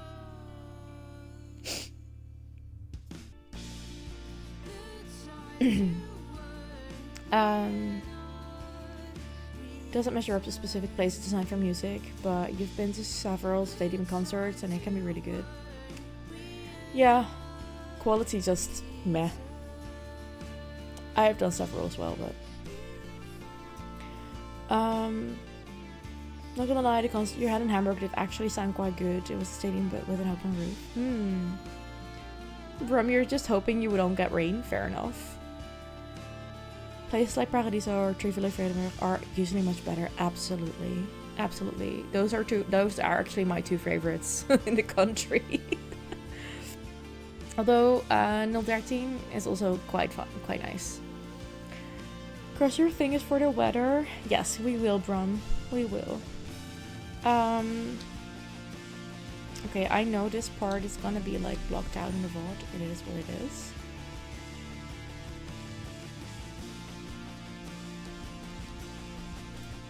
Because of this song. You crush your toast. Is that okay too? Sure. And I was in the middle of tying her mane of hair away from her face. Oh, hey, Eleonora, she says, hair tied between her teeth. Just about to go for a run. Wanna come? No, we need to rest. But we're gonna rest here. Okay, we're back to normal music from the game. You entertain yourself by throwing snowballs down at people from your hideaway on top of the wall. It's a lot of fun to watch them whip around, uncertain where the snowballs are coming from. You hope your laughter doesn't give you away. Fair enough. Yes, I want to get rid of this one. Okay. It's your birthday. You wake from a night of blissfully peaceful dreams. No nightmares, no premonitions, just a pleasant feeling of contentment. You stretch your arms over your head, blinking in the watery quiet sunlight that seeps through the portal window. Things are always changing over Tumna, but you can't help but feel like things are changing for yourself too. Not just your body, but your mind, your emotions, your future. 14 is going to be your year. Your parents have been working around the clock since the last attack, trying to get the fields right again in time for this year's planting. Spark snow has already started falling, and every day they come home complaining about having to clear it. They asked you to ping them when you're awake so you can share birthday breakfast in your quarters instead of sitting shoulder to shoulder with everyone else during breakfast service in the canteen. You fire them a message and lie back in your bunk, watching dust motes float lazily in the light. After a minute, there is a knock at the door. It's Auntie Sedent. She sweeps into your room in a bustle of skirts and shawls and sits down beside you on your bunk. Oh, look at you, she says. Happy birthday, beautiful. 14 years old. She leans in and gives you a motherly kiss on the forehead. It's been years since she took care of you in the children's creche, but all the kids still call her Auntie and think of her as a close relative. Her sweet baking bread smell is as comforting as it ever was. She sits back and takes one of your hands in both of hers. Eleonora, ever since I held you in my arms as a baby, I know you were so special, so important. You're becoming a young woman, but I want you to know I will always, always be here for you. Just like your mom and dad, she says. Enough with the mushy stuff. Maybe that's a good one. She laughs and releases your hand. Well then, Miss Maturity. How about you call me Aunt Anne from now on, like the other adults do? Now come on in here, Aunt Anne says, spreading her arms wide. Give us a great big hug. You hug her, enveloping yourself in a warm and familiar softness of her. Over her shoulder, you see Nem standing in the doorway. Well, her hair anyway. She's been growing it out, and there's no hiding it behind a corner. She skips into your quarters. Happy birthday, bud, she says, bouncing in your bunk. Way to get older. Enjoy being 2 years older than me for a few months. Thanks. It's good you're both here, Anne says. Now that you've both been menstruating for about a year, Nem makes a face and mutters yuck, but Anne continues. You're both eligible for the desensitization implant. Among other things, it will prevent the bleeding and pain and the emotional roller coaster of your monthly cycle.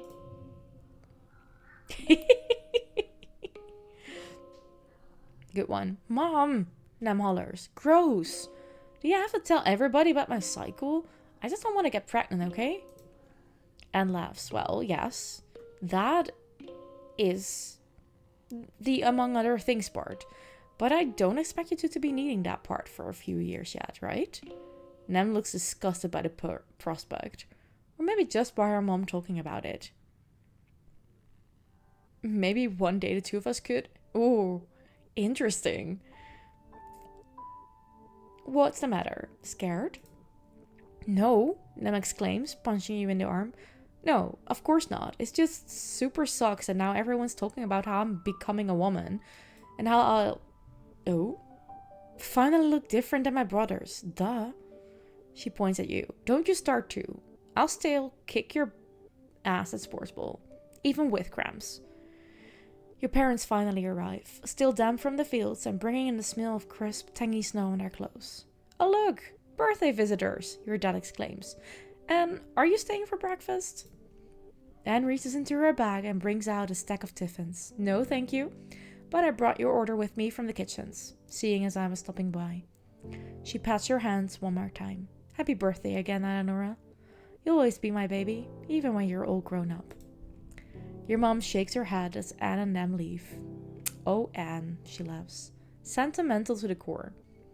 She starts laying out the cutlery for breakfast. But I don't know how the colony would manage without her in the children's crash, she says, and points a fork at you.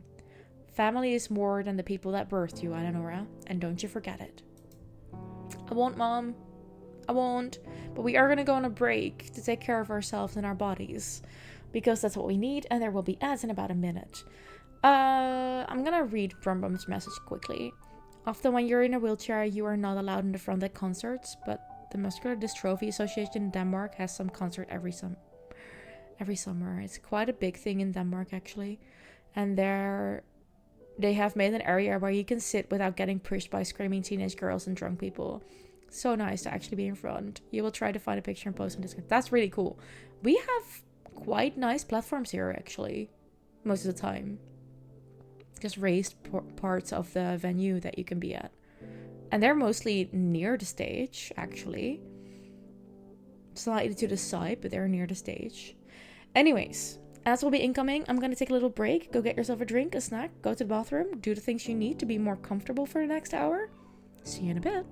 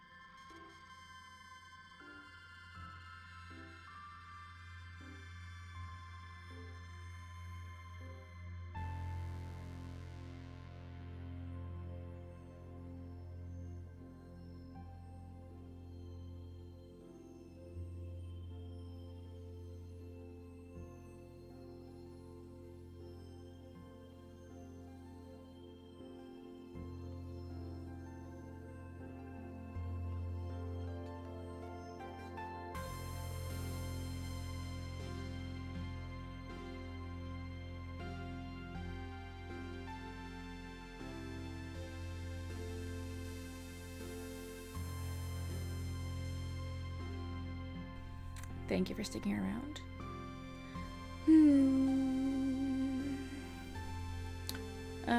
Robin de Duya, sometimes even combined with a premium deck in a safe way with security.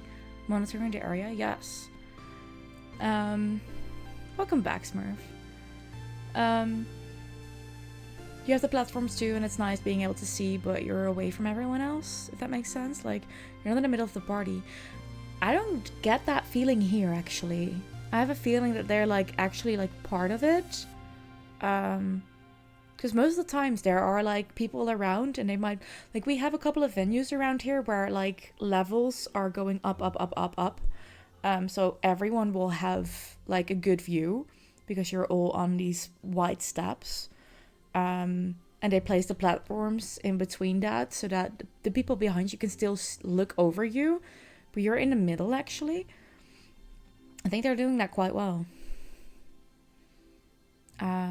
You hate the ones when they make a platform out on the side and behind everyone else. Yeah, that makes no sense. You want to see, but you also want to feel like, yeah, no, fair enough. Fair enough. You fully get it, Brum. Just wondering how that would work with safety things in case of evacuations and such. Yeah, true. Yours is often to the side. Yeah. Crossing fingers things will work out this time? We're talking about Smurf. Okay. The first thing we're gonna do now in the game is going out again. Game-wise. Yeah, me too. Me too. Because at the end of this... Am I correct? Yes, I think at the end of this year, we will have like the... Maybe it's at the end of the next one. Not sure anymore. We'll see. We're gonna do this one. All events have respawned. Cool. Because there is one thing we need to do here. Okay, Utopia. Utopia is helping you gear up for exploring the nearby jungle. When she stops what she's doing and sighs, ugh. I just remembered I gave the last utility belt to Cinnamon, she says. You'll have to just carry your knife and canteen in your backpack. Sorry. I sure miss Uncle Tonin, she says. He was a great surveyor. He organized all the teams, planned the schedules, kept an eye on the weather. I keep double booking equipment and getting folks mad. It's a lot of work. I understand that it's annoying, Brum Brum. Yeah. Utopia was born on Earth, but just barely. As the first, and for a while the only kid in the crash, she and Uncle Tonin must have been really close. Utopia doesn't complain, not usually, but it's been hard for her to step into Uncle Tonin's shoes. She loves exploring, flying fast and stalking xenofauna, but there's more to being chief of expeditions than that. It must be hard being somewhere between the adults and the kids to you. To you, she's fully grown up, but to the adults, she'll always be little baby Pia, even though she's 26 years old. Yeah. And that sucks. Wait. There we go. We can just walk around. We don't have to wait for things. Because we have the perks for that. We're just gonna have a little look around and gather all the things that we can gather. Like this, for example. And that. Yes. And then we need to do this one, but that's after we have collected everything. Ooh, we have a couple of animal ones. That's nice. But first, collection. Collection of stuffies. Another one here. And another one over here. Is there more? No, that was it. Okay, cool. So. La la la la la la la. We're gonna do this one. You spot the most spectacular flower you've ever seen. It's nearly a meter wide, all beautiful pinks and glittering rainbow hues, like a powdery oil slick. When the wind rustles it, the shimmer is breathtaking. You need to have it for your mother's garden, your own collection. The thrill of destroying something beautiful. Hello, what? You know better. Don't touch it. Smart. You resist the flower's allure. Cart to them. Oh. Gut feeling. Yeah, keep exploring. Wait, that was it? I'm missing something here. That's strange. You walk into a clearing and immediately stop in your tracks. There's a unisaur here. You've seen them before, but they still fill you with a sense of awe. Do we want to attack this? Eat some snacks while you watch. Yeah. You take a break and pull some snacks from your pack. The Unisaur's ears twitch back and forth and it swivels its head to look directly at you. There's a tense moment where you're not sure if you're supposed to turn, to run or stay still, and eventually the Unisaur turns tail and bounds out of the clearing. Aww. Okay. There was another one here. Oh, we can't get through here. We need to go this way. With a hop-eye. Here. This hop-eye is acting really strange. It won't let you pass. It suddenly starts flailing around like there is something wrong with it, even though it was fine a second ago. It keeps pausing to look at you, then goes back to flailing. What is its deal? Let's do this challenge. I don't think we've done this one before. 2, 2, 5, 4, 6. That's halfway. Almost.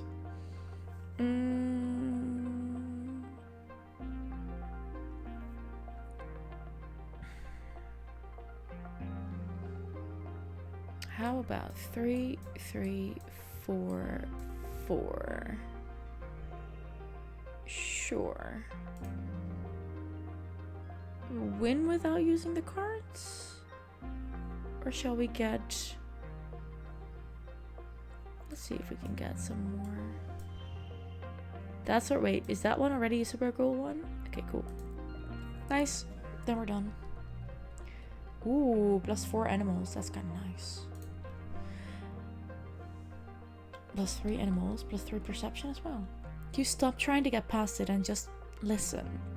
Oh. You can hear little squeaking noises from nearby. It's probably warning you away from its nest. You carefully avoid the nest while speaking in soothing tones. The agitated little guardian titters warnings at you, but eventually lets you by. Thank you. I'm sorry for disturbing your lovely nest. Did not mean to do that.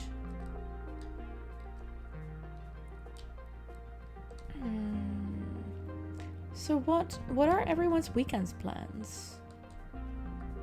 Brum is going to a concert tomorrow. Sumi is streaming tomorrow. What is the rest going to do? Also, cheers to a good Friday night.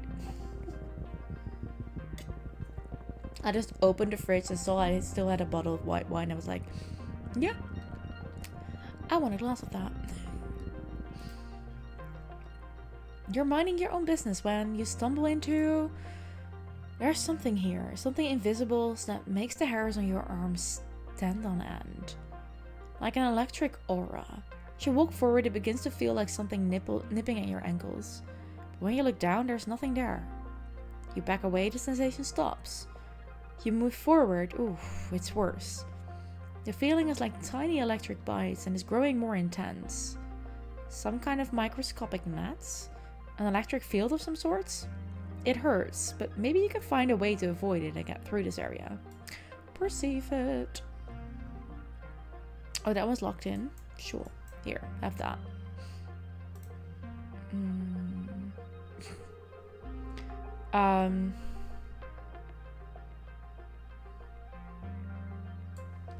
A 3, and then maybe 2 2s. Works. We're just gonna do this when done. Not that we need the... No. By trial and error and a little intuition, you find a route through whatever it is. The shock seems strongest near some low-lying fractal palms. You can hear an humming from the palms, and decide it must be some kind of natural electric field. Maybe to ward off animals. Like you. Fair. Very fair. I think we're just gonna do the most of these. You come across a cluster of mush trees. They're not fully grown yet, but they're still pretty big. It might be good to harvest them before they get all gross and mushy during the rainy season. Ooh. Mushroom log.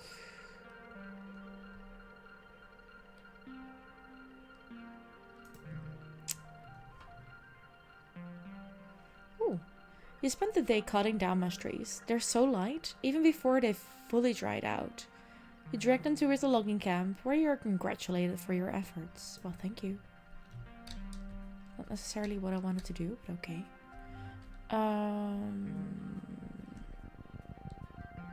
Man.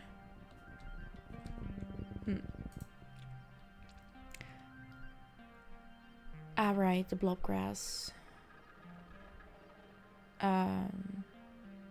Turn back. I'm done with that. I don't really care. That's not interesting. How about this one?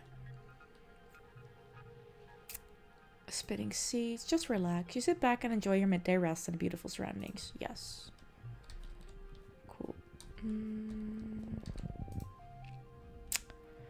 Ooh. Right. A large woolly blue creature is floating here, a meter off the ground. It seems to be upside down, which is causing it some distress. Its segmented legs kick uselessly in the air as it tries to right itself. This must be a float cow. The colony is working on domesticating these, though you haven't seen one up close before. Her slitted eyes look at you imploringly. She makes a helpless lowing noise and tries again to flip her over, but she can't figure out what's wrong with her. You take a closer look at the float cow. You've heard they float using a certain ratio of liquid to gas in their membranous bladders. So after some consideration, you figure out that the bladder on her back must be too full of liquid. We'll milk you. It's hard to milk a float cow that's upside down. She struggles and kicks her legs at you as you try to flip her over long enough to get to the others. But thanks to a combination of might and empathy, you manage to calm her down. She's still sick. Milk's supposed to collect in her lower udder, not her gas bladder. But at least she's balanced now, and she has a chance to get well on her own. Let's go. More animal with us. Cool. Let's do this one. The spark snow has been drifting around you all day, igniting teensy sparks when it touches the ground. But now it's really started coming down hard. Hard like hail, not soft like snow. Except this hail ignites. More like explodes on contact with solids. Ooh, a wine. Yes. No big plans, hoping your landlord doesn't fuck you more because of the water damage you did. Oopsie. I mean, it is what it is. And the more time passes, the more you get an okay attitude. Fair. So getting more down is your plan for this weekend. Fair. I understand that.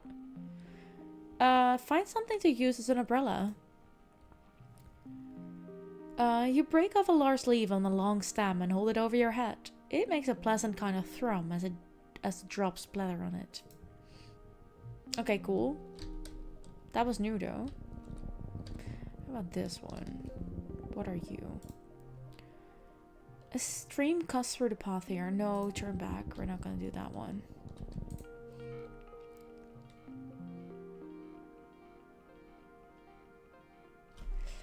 The unseen path dips under your feet, engulfing you up to the hip in a large drift of fresh park snow. Whoopsie. You lose a boot while floundering in the snowbank, and have to spend some time digging it out. Yes, let's do that.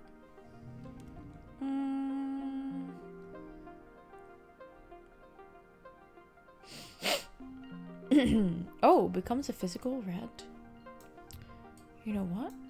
Let's do it like this. 15 for the first one. That becomes a red. That's annoying. But sure.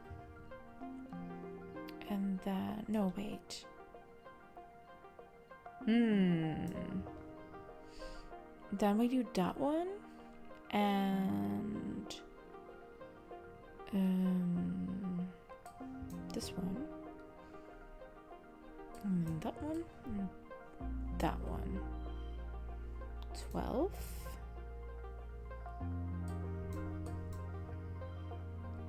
That's 3.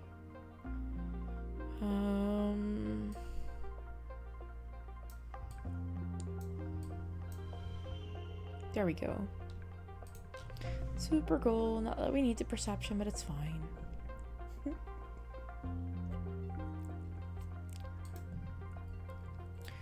You tunnel through the weird snow, popping your head up at regular intervals to see where you're going. Some funny creatures pop out of the snow to say hello. They look like pill bugs and are only about the size of your thumbnail. They appear to be eating the snow, not you, so you leave them alone. Every so often, they square up with each other and emit a tiny burst of flames. You can't tell if it's an intimidation tactic or a mating display. You'd hurt the snow with flammable. Ha! Neat. You're too worn out and tired to continue. Oh my goodness. Oh well. Me so perceptive? Very perceptive. Like, I think we have filled the bar double right now. by now. But the bravery is nice.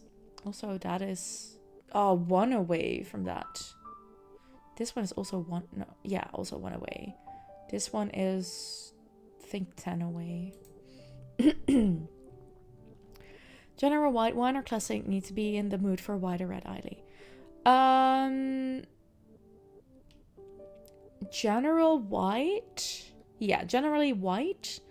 Like as a just drink, I actually only drink red when during a good dinner, when it fits the dinner.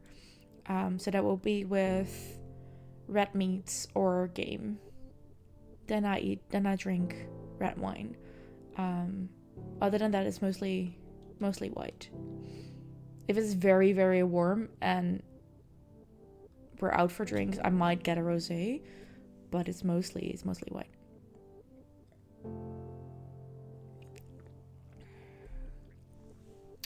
You're getting ready to leave your quarters one day when you're stopped by your mom, who hasn't left for work yet. She's always been an early riser, out into the fields before first sunrise. That she specifically stayed home to talk to you is a bad sign. Sit down, Eleonora, she says. We have to talk. I don't remember this scene, so that might be new. Also, look at the amount of kudos we have. That's really cool. You drink whatever is being served.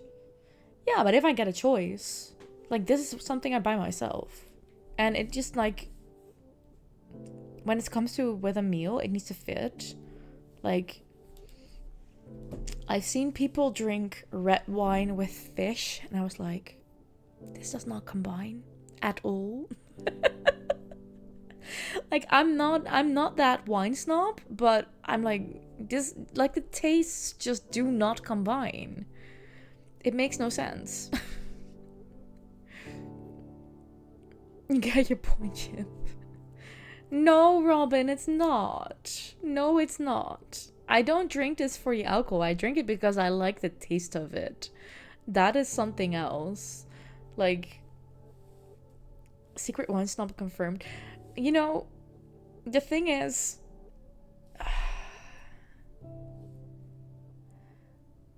the man who once called himself my dad started a little wine business. He was importing Portuguese wines and delicacies. But I got quite a lot of that. Like, I think he started that when I was 14, 15 maybe. And we would help out at the wine tastings, especially like when I was 16. That was at that time still the legal drinking age here in the Netherlands. So I learned a lot about wine during that time when he was doing that. Like, it became for a while a little family business. We had wine tastings like twice or I think 3 times a year. And the people that were serving were mostly my sister and I, while my father was networking and my mom was making sure that all the food was up to age. Not legal drinking age for wine though, only beer. I do not remember. It was just, At home, it didn't matter. And also, no, it was legal drinking age for everything because I could drink mixed drinks at that point. So 16 was fine. Or at least at home I could. So yeah. So that's why I learned these things. And I did get a certain taste for wine. And there are some grape varieties that I really do not like. And some that I love. And yeah, I do pick a certain wine when I order wine, and that's just gonna go for what's the standard of the day, because that might actually be something I do not enjoy. And some people even find that snobbish, and I'm like, no, I just don't want to drink something that I'm not gonna enjoy. I mean, that goes for everyone, right? And if that's not the thing, then you are not taking good care of yourself, I think. But that's about it. Wine is a science for itself. Wine is a science on itself. It is. It really is. Wine tasting as well. Remember, your parents drink wine to everything, but you're also pretty sure they have a problem. It could be. It could be. You would really like to enjoy wine, but you really do not like it. I have the same thing with beer. Like, there are so many options for beer nowadays. And I really wish that I could actually like enjoy some of that, but the hops are just not for me. I do not like the taste of it at all. And wine like chocolate and the strongness, for example, can make a big difference in taste. Absolutely. Absolutely. And it really depends, like, depending on the grape and the wood it has been on, or even like, has it been on wood or has it been on stainless steel? It really makes a difference in the taste. And that still depends, like, was this a white, and what was that barrel used for before? So, like, if those barrels before had been used for example, port wine, they are very much richer in taste than if it had been champagne, for example, or just another wine, or nothing. And it really depends, and it makes so much difference. And everyone has a different taste to that. Just looked it up. Beer and wine was 16. Everything more alcohol was 18. Yeah, but we also know, that back then we were not making a big issue out of that at home. Like, it was not that I could drink whatever I wanted. But on the weekend, I could have one mixed drink. So that was either a Passoa jus, like orange juice with Passoa, or 7-Up with Blue Curacao, or 7-Up with Pisang Ambon, like stuff like that. Do we still make it a big... I think a lot of people are way more aware of how troublesome it is to drink alcohol while your brain is still in the development stage that it is when you're 16 to 25, actually. So especially from 16 to 18, that is not a great idea to throw alcohol in a mix there. You're just saying what the law was. How you do it at home is not what you mean. No, I understand, but that's what I was like drinking back in the day. So, but wine was part of that. You could order that at an establishment as well. You could basically drink everything at 16. Not a smart move, though. That's because your dad knew you would be responsible with it. Yeah. But even then, even if you're responsible with it, it's just not a smart move. Pissing on my god, that's been a long time since you've had that. Me too. Yeah, me too. I think that's at least 15 years. At least. If you had kids, you'd still have them start drinking at 16, so maybe good you don't have them. I know a lot of people who do that still, inside their home. And like, if it's just every now and then, that's fine. But I do know that back in the day when that age was still lower, we could get so much stuff while going out at that age to our local places where we could go from 16 on. So, yeah. You get that, but it also helps you to learn your limits early on and drink safely. Absolutely. Abso-fucking-lutely. I think that helped quite a lot for me as well. For you, it was also maybe once a month. Yeah. Your sister had so many rules for alcohol. When you came along, they had learned some, so you had half the rules. Sex, on the other hand, was a big taboo. I don't think that was actually ever spoken about. What I do remember is that I was never allowed to have my boyfriend sleep over, even after I turned 18 and I wasn't necessarily living at home anymore. But during holidays or birthdays when I would sleep at home and my boyfriend would be there, he would not be allowed to sleep over, even though we had been together for like 2 years at that point. But my sister, as soon as she turned 16 and she had a boyfriend, he could stay over whenever he wanted. And I was like, hello? What's going on?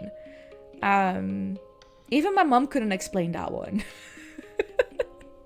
I've had so many talks about these things with my parents, with my mom mostly, over the last couple of years. And there are a lot of things that my mom is like, yeah, we did that because of XYZ. But this one she could not explain. She was like, yeah, that was not fair at all. That made no sense. I was like, no, it did not make sense. And it made me feel like I was not being seen as responsible or worthy of having my relationships being valued.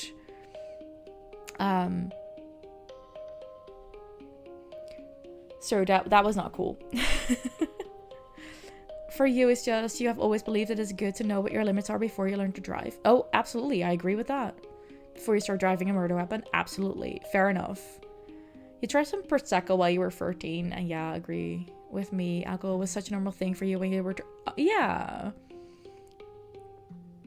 You live in Germany, that's different. That is kind of different, I have to say.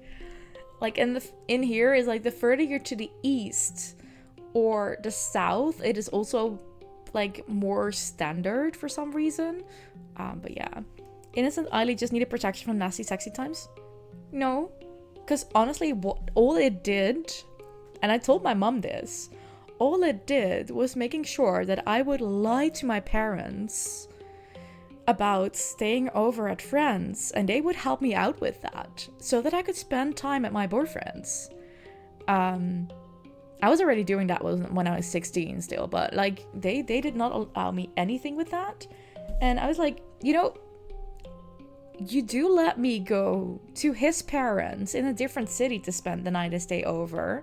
You're all good with that, but I can't visit him at his place, and he's not allowed to come over here and stay the night. Like, he can come over, but he can't stay the night. Like, what is this?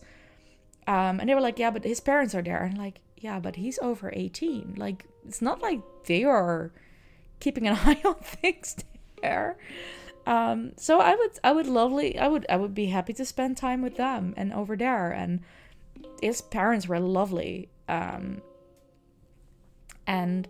they just drove me to lie to them. I wasn't that wild. Like, honestly, Robin, if you knew the stories of my high school friends, my high school classmates about all this, I was like, I was mild when it came to relationships and stuff like that. I was mild. Trust me. I will tell you once we meet again. Like, I've got stories. Compared to you, I was wild. Yeah, maybe. It was also, like, I had been bullied up until a year before I met my first real boyfriend. No, that's not completely true. The first one that I had actual sex with. Yes. That was about a year, I think. Year and a half, maybe. So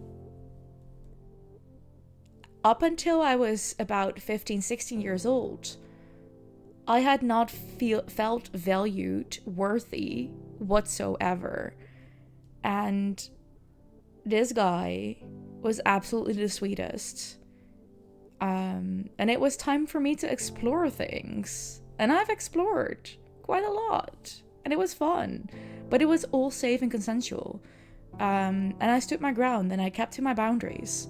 And that was the important part to it.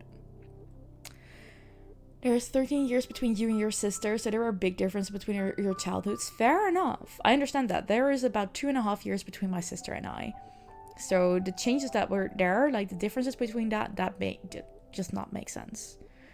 You feel like trying to protect your kids against sex is just the stupidest thing. If it wants to happen, it will happen. Strong rules only help to make sure you don't know what happens in a life. Absolutely. You think I'm still a virgin?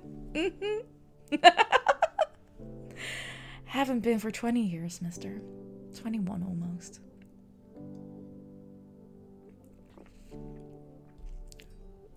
No. Absolutely not. You agree, you can tell stories, oh sweet summer child, and then you learn from another what was going on. Yeah. Absolutely. Absolutely. But yeah, no, like, and I don't think my parents were necessarily trying to protect me against sex. Because my mom told me, like, she knew. And the thing was, like, I had already been put on birth control when I was 14 because of how badly my periods would affect my chronic back pain. So she was not worried about that. They also had very good contact with my boyfriend at the time, and I trusted him. He was very welcome in their home, just not to stay the night. But yeah. I was not necessarily looking for attention and validation. It was not necessarily that, Robin. It was that for the first time in my life, I felt worthy. And once you start feeling that, you start to like bring that out to the world, and that brought people to me. So it was not that I was actually looking for it. It just happened because I grew into who I was and who I wanted to be. Like I was becoming me. And that just helped with that. It was not that I was acting out and trying to like do as much as I could in the smallest amount of time just to like explore things. That's not how it works. Because I was like, were they committed relationships? Yeah, most of the time they were. Not all of the experiences were, but that's what teenage years are about, right? Like explore things. And honestly, looking back, I've always been polyamorous. So that like weaved its way through it as well, even though I had no name for that or understood what was going on there. But that was still there. I'm quickly gonna close my box screen. I forgot to do that during the break, so I'm going to quickly do that, and then we're gonna continue the game because we've been talking quite a bit. I love it, but still.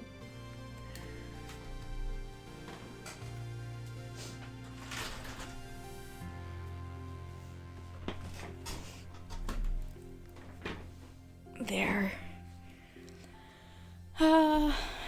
Yep, you're clearly the most innocent person in chat. No, you're not. I don't think you are. I'm not sure who is, but no, you're not.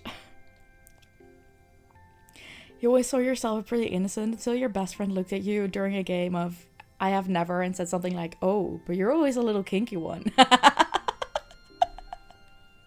You're like, wait, what? Apparently you are, Brum. Apparently you are. Right. Mom wants to talk. Okay. You sit down across from your mother. She stares you down, just looking. Right into your soul. Like she's counting up every bad thing you've ever done. I don't think you appreciate how much I know about you, she says finally. With the amount of freedom you kids have, you forget you're being watched. I don't like what I'm seeing. And your attitude, she spits, it's absolutely atrocious. I know you're a teenager and you're supposed to push boundaries, but this is ridiculous. You're ridiculous. Excuse you, Mom? What the hell? What the actual hell?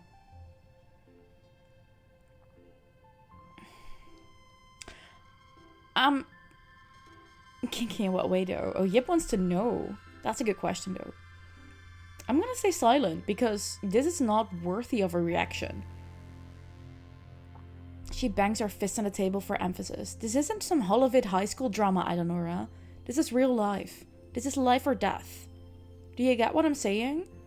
People are going to die if we don't work hard enough, she shouts, standing up from her seat. She scrubs her face and sits back down with a thud. What are you on about? You have to learn how to fit in, she says quieter. You are part of a larger community, an ecosystem. You're supposed to be learning that, but you're running out of time. Soon you'll be an adult. People will need to rely on you.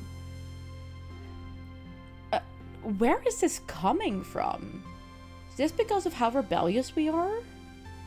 What is going on? You're putting too much pressure on me. We're freaking 14. No, Robin, we are not. Trust me, we are not. Am I? Your mom says, tilting her head. Her gaze goes somber and distant. When I was just a little older than you are now, I was fighting a war against the people of Earth. First they ignored us, then they mocked us, then they attacked us. She pats her prosthetic leg.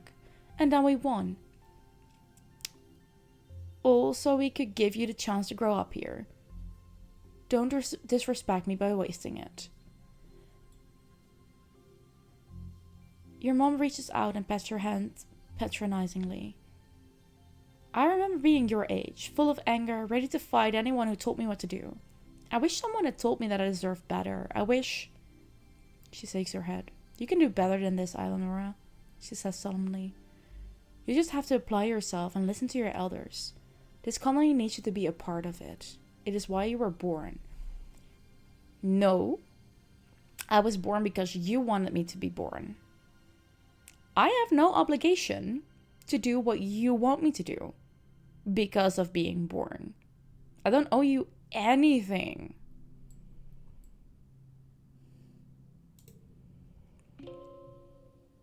For a literal rebel fighter, your mom has a strange relationship to authority.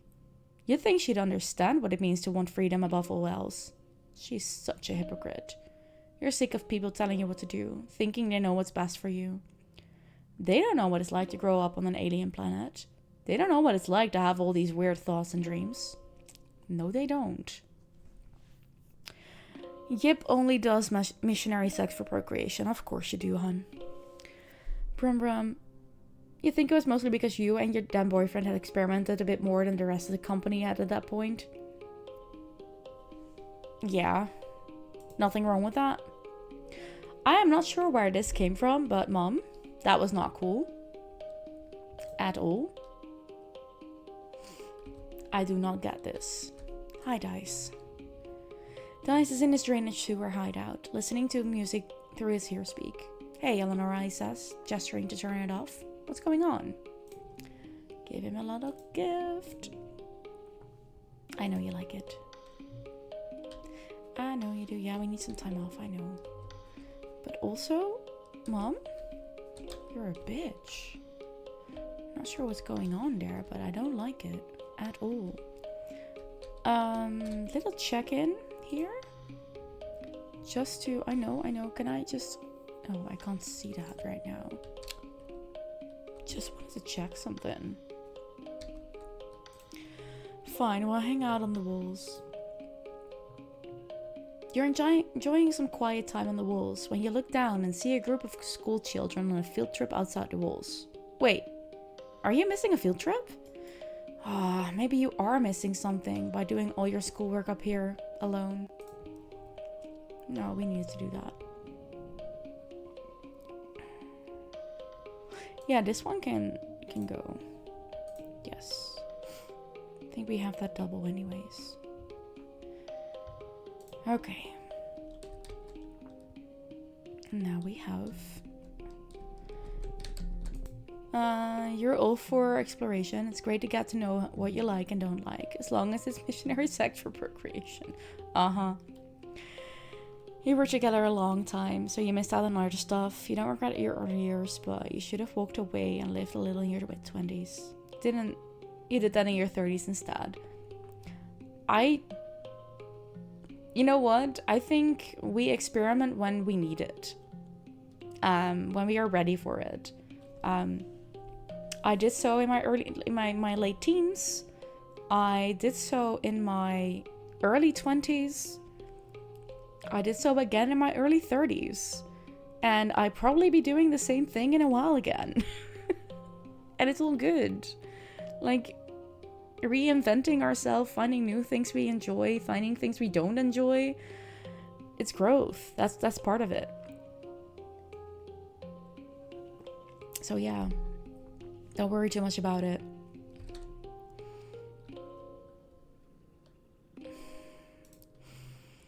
You can hear your dad sneeze all the way from engineering. It's explosive, like he's trying to scare away predators. Oh, we need to see if we can get him back. He's wiping his nose as you approach. On a handkerchief, blood was shimmering pink. Lately, he's also surrounded by a fine dusting of pink pollen that clings to him wherever he goes. You keep brushing the glitter off things in your quarters. He gives you a hug, then brushes pollen off your shoulder, laughing self-consciously. You haven't heard him laugh much lately. He's been working hard, trying to improve the colony's food supply. He's showing signs of malnourishment too, though your mum is worse. You're worried for both of them. Your dad's skin is kind of shiny in patches. He sees you staring and rubs his hands over his arms. Sparkling dust poofs off of him in little clouds, scintillating in the light. Oh yeah, that's a new symptom, he says. Seems harmless though. You should see Chief Engineer Instance. Your dad waves you off. I will, he says, placatingly. She's as busy as we are these days though. There's no sense bothering her. He flexes. He's pretty strong, though he's got nothing on your mom. And I'm doing fine, really.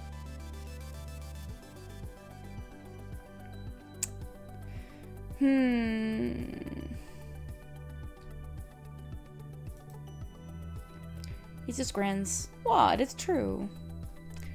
Follow his gaze out to the fields and to the lands outside the gate. I wonder if the foragers could use an extra hand, he muses to himself. Yeah, maybe I'll join him out there tomorrow. Neither of your parents are taking proper care of themselves. They're so stressed out from the poor harvest and low food supplies. They're trying to not let you see it, but you can tell. Maybe your dad is right. A little seasonal illness is nothing compared to the danger of running out of food. But we know different. You are, you had. Yip is making his moves. Yeah, 3 to 4 years alone from 27 to 30, so late 20s would be more correct, actually. Fair. Yip.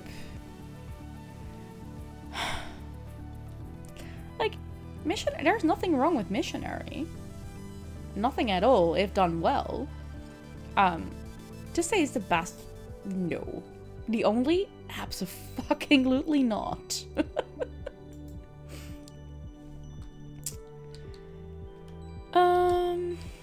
Okay. What are we gonna do? Bravery just needs one more. Biology's done. Toughness needs one more. Oh, Dice wants to talk. You leave the front gates and see Dice talking to one of the senior surveyors.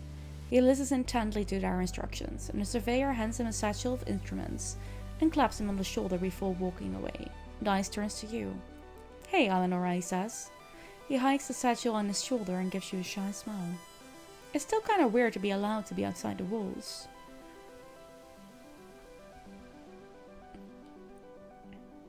Why do you like exploring? What's not to like, Dice says. I get to be outside the walls unsupervised. I get to see things no one else has seen before. And I get to be alone. I love that there's no one else out there. Other people just bother me when I'm trying to work, and I hate it. It's not so bad when it's just us, right? Women are supposed to starfish, right? Please no. Dice quirks a small smile. Yeah, he says. It's not so bad if it's just you and me. Yay! Dice looks pretty busy, so you say goodbye and let him get back to his work. You have to let him keep some of his secrets for now.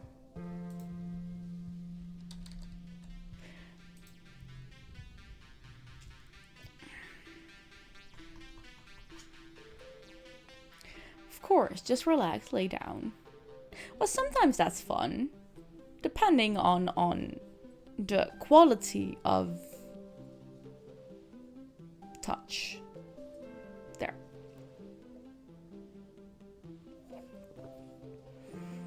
She's just so done with the joke. She's not even really responding to it anymore. And at the same time, it's kind of funny and fun to just be like, sure, yeah, go, think that way. I know you don't, but think that way. Just giving up. Yeah, kinda.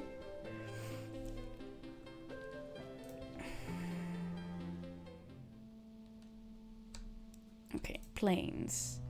Utopia's sorting through stuff the Forager have brought back, putting them into bins to either get analyzed or taken straight to the kitchens. Hey, sweets, she says, not even looking up. You headed out?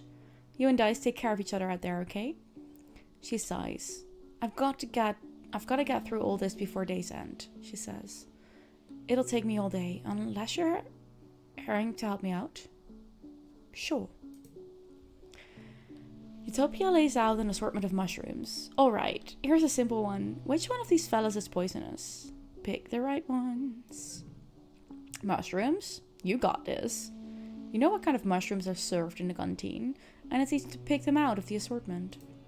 Great work, sweets, Utopia exclaims, a big smile on her face. You're a regular pig. Don't worry, that's a compliment. On Earth, they used to use pigs to sniff out buried mushrooms. Go out there and dig us up some, why don't you? Finish up what you were doing on the survey team, but come back next month and I'll put you with the foragers, she says.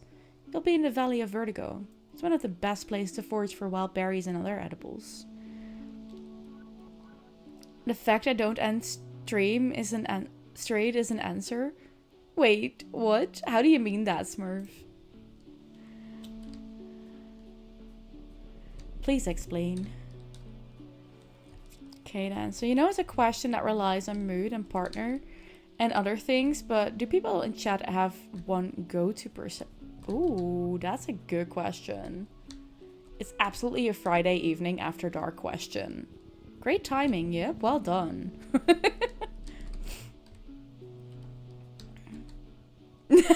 Brum Brum is like, nope, I'm out here. Sleep tight, Brum Brum.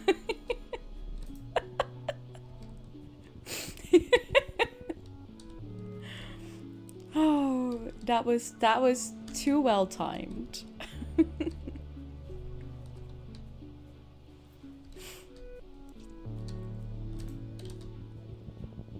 I do not necessarily have a go-to position. No.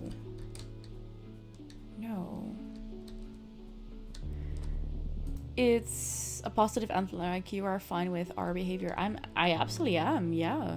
No, it's all good. Please, let's normalize talking about things that are sexual and stuff like that. Like, please normalize it. I'm all for sex positivity. And body positivity. In a good way. You just go to the flow, with the flow, and see who leads and chooses the position. Fair. Although I think choosing a position is also a collaboration every now and then. Missionary. But that's mostly most other positions are pretty hard for you. Fair enough. Yeah, that makes sense. Brum dwarfing out of chat like, I'm not gonna answer that one. Exactly, that's how it came to me.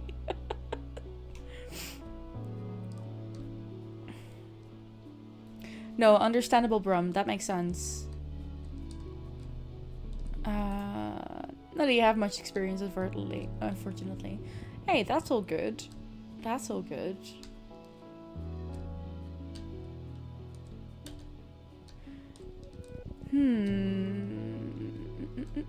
Oh, another crystal. So let's see what the boss encounter is here.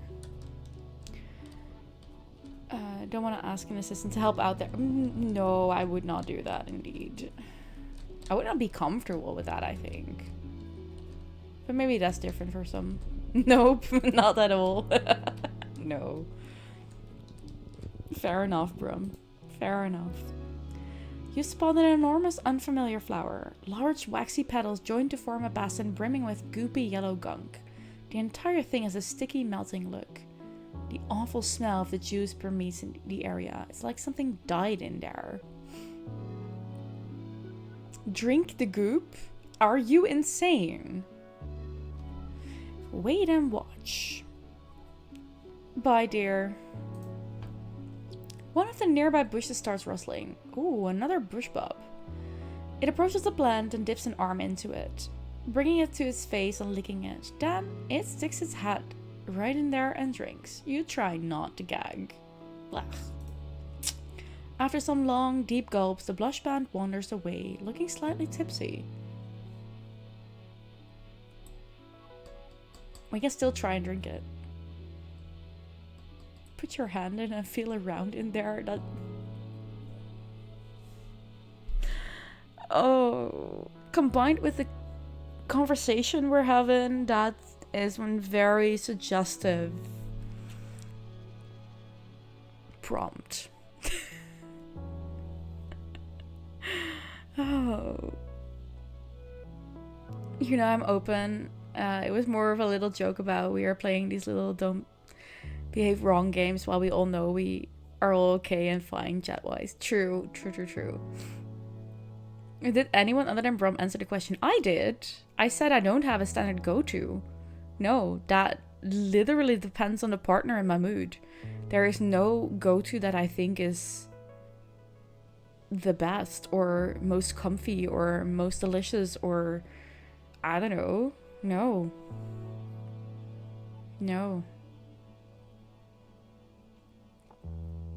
I have a couple of favorites, but again, it really depends on the mood, the vibe with the person that I have there with me, the situation. Like, some of the positions that I really enjoy are not positions I would find myself in during a event, for example. So there's difference for me there. Not sure why, actually. Just doesn't.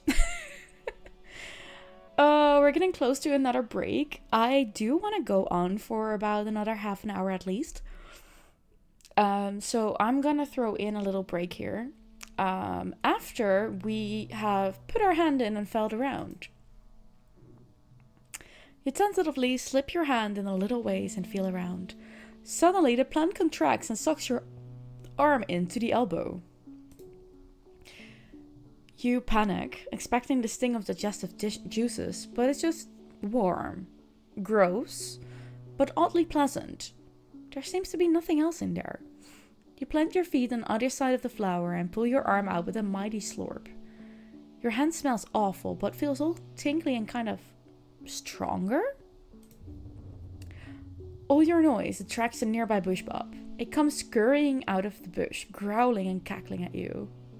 We're gonna have to defend ourselves here. Whoopsie.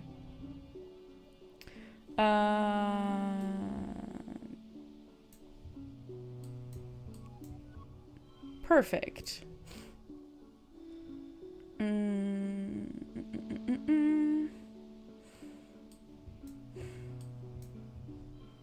Oh, that's annoying.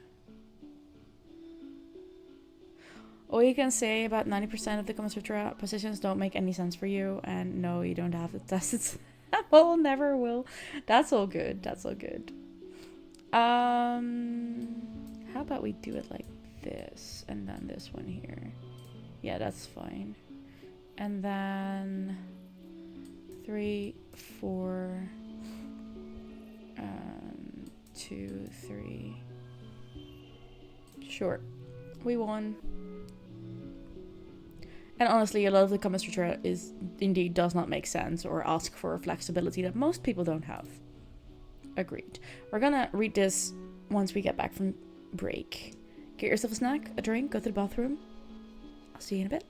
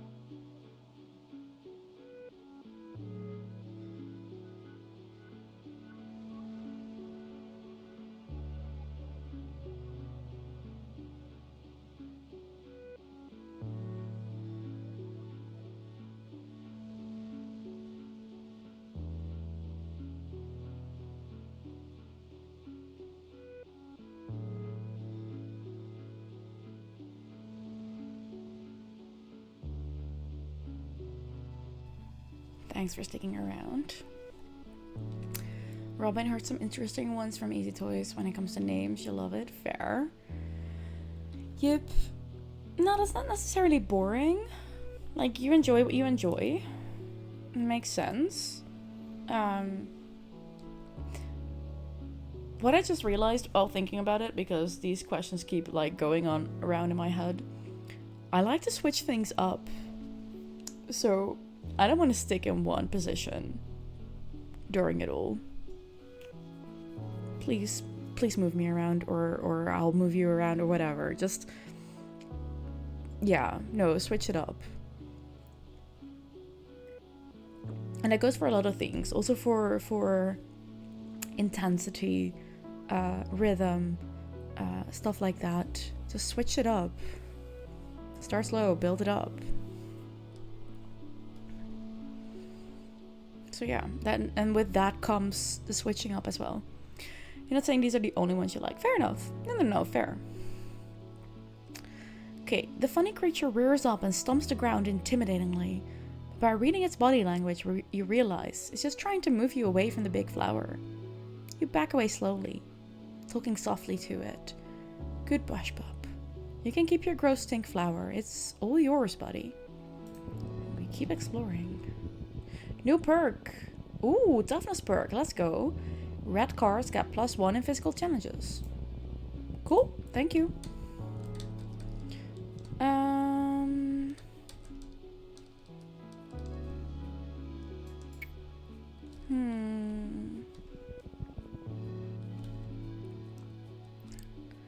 I kind of want to...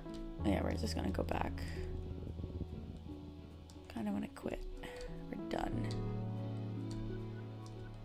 You were kind of waiting for me to read Giddy Up Girl G-Dad, huh?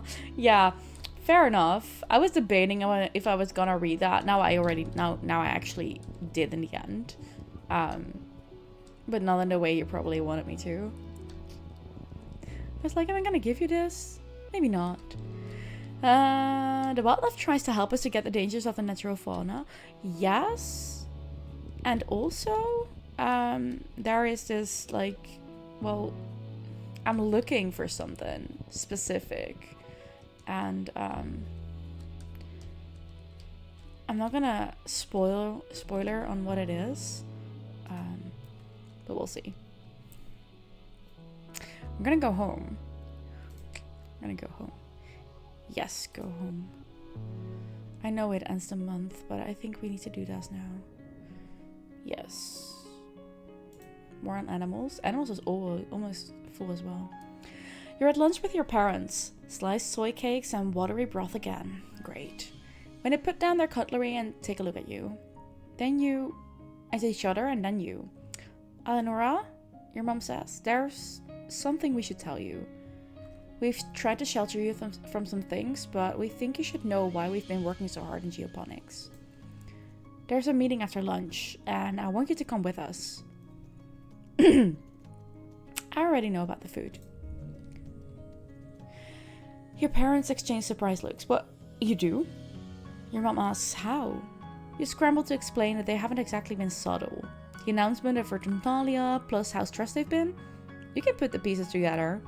No, you didn't live it in a dream or a past life. Your mom smiles. Our little girl is more mature than I realized. Still, I want you there. Sure. You follow your parents to the council room. Mars has also tagged along, and you take a seat near them as your mom and Aunt Anne stand to address the council. After Udicott officially calls the meeting, she gestures to your mom. I'm not going to mince words, your mom says firmly. All of our efforts to increase food production in geoponics have failed, and the destruction of the fields, during the last attack, put the nail in our coffin. By the end of the year, the colony will run out of food. The rest of the council murmurs in concern. Why am I doing this? You and Marge exchange horrified looks.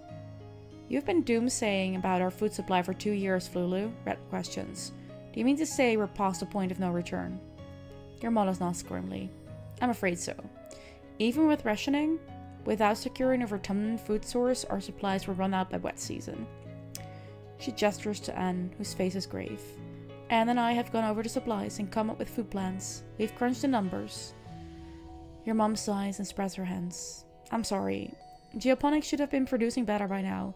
We should have been able to wean ourselves off of soy rations. During wormhole transit, when we lost our hydroponics in the hull breach... She sighs again. I know I've said this so many times, but our crops just don't grow here. We needed those algae tanks. We needed the microbial soil from Earth. Why weren't we told earlier? Yeah, Mart agrees. Why weren't we told? We have a right to know. We live here too.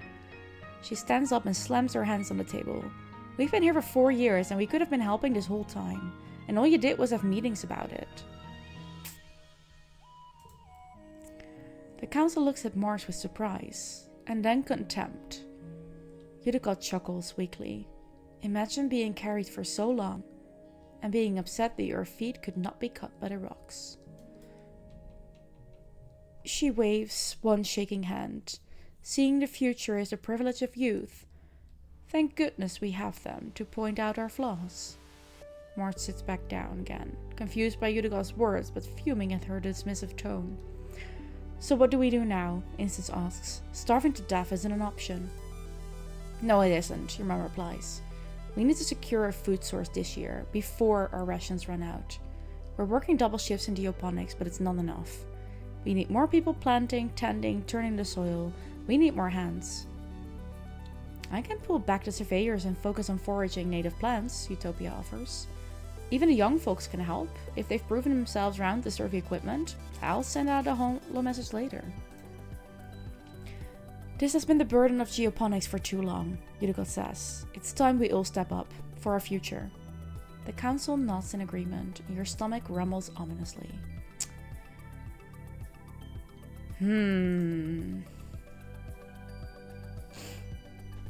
Was this to be prevented?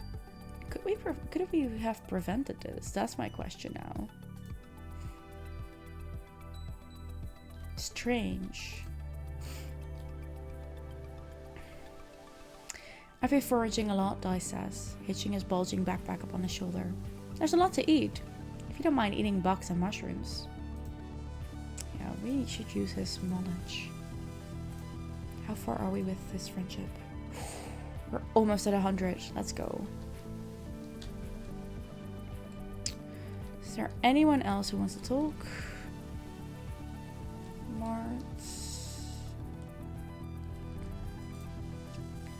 Nan pouts as she rolls the sports ball under her foot. I figured there's not really going to be a harvest festival this year, she says. But it still sucks. Yeah, that does suck. I agree. Okay. We are going to go out on the other option. This one. Forage in the valley. More perception. Lovely. More biology is fine. Let's go. Okay. Ooh. Oh, eggs. Nice. Utopia greets you warmly as you muster for your first expedition with the foraging team. Eleonora, I'm glad you could make it. We need everyone we can get out here right now, boosting our food supplies. I'm ready to sniff out those tasties. Good luck hunting out there, she says, handing you an oversized backpack. More like a basket than a pack. Use your holopalm to identify edible and medicinal plants and just throw them in here. I'll sort them back at base camp. Oh, and keep a lookout for creatures. It's pretty peaceful out there in the valley, but even a little bug will get you if you're not careful. Go slow. Pay attention to your surroundings. If you're unsure about something, don't approach it. Stay on the path and don't get lost. We don't call it the Valley of Vertigo for nothing. Any questions?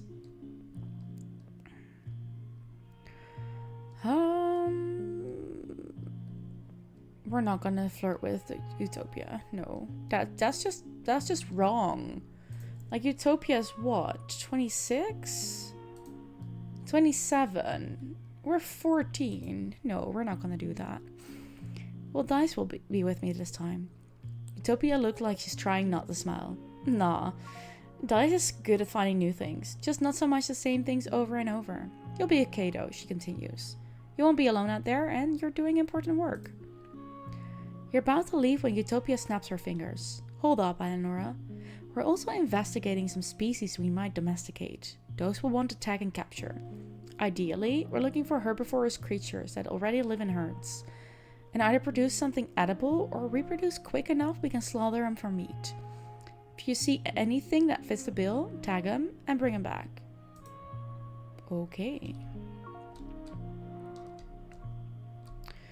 Right. Valley of Vertigo. Here we go. Another egg. Hey, Mrs. Robinson. Wait, what? I do not instantly get that one. What am I missing?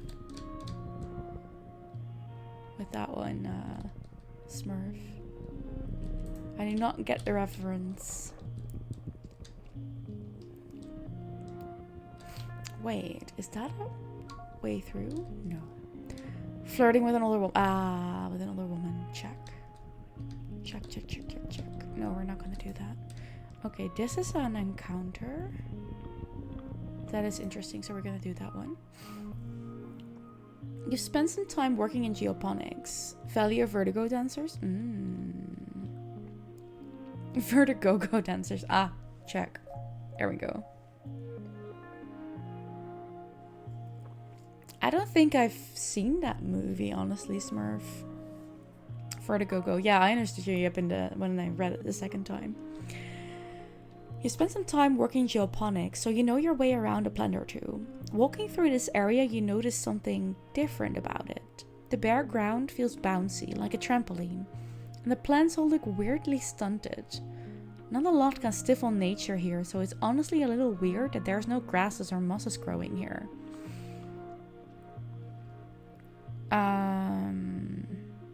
Notice the unusual biodiversity? All the plants in this clearing are oddly stunted and there are a few grasses or weeds, as though something has sucked all the nutrients out of the soil. Or, wait, is this even soil? You kneel and take a closer look. More like a kind of dense moss, or coral maybe. You press a hand into the moist, squashy substance. It smells sweet and starchy, like cake. It blankets the ground here in a thick, sponge-like layer, swallowing up everything it touches. Gross, but it smells so good. You dig a large chunk of the sponge cake up to bring back to geoponics. Further analysis is needed, but you have a good feeling about this one. Ooh, that's nice. Flower. Ooh, big flower, yes. You find a triplet, a large, tasty plant. Kind of. You've heard it's sort of like an animal too. Like a lot of creatures on Phantomna, it's kind of defies classification. Whatever it is, it's huge. It's practically taller than you are. Harvest some stalks? We can do that this time. You start breaking off the freshest and youngest looking shoots. The plant shudders. Analyze that. Please. Random card locked in one slot. Okay. This gives me extra stress, but that's fine. And I want that one in here as well. Yeah.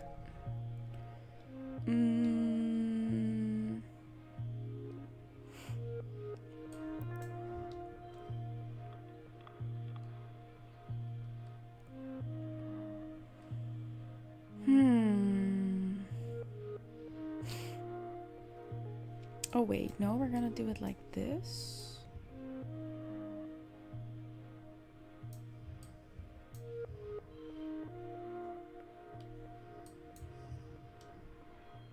$16.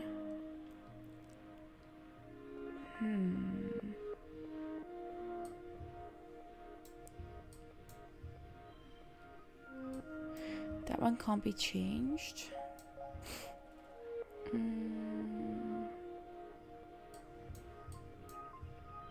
17 for that one. Okay, cool.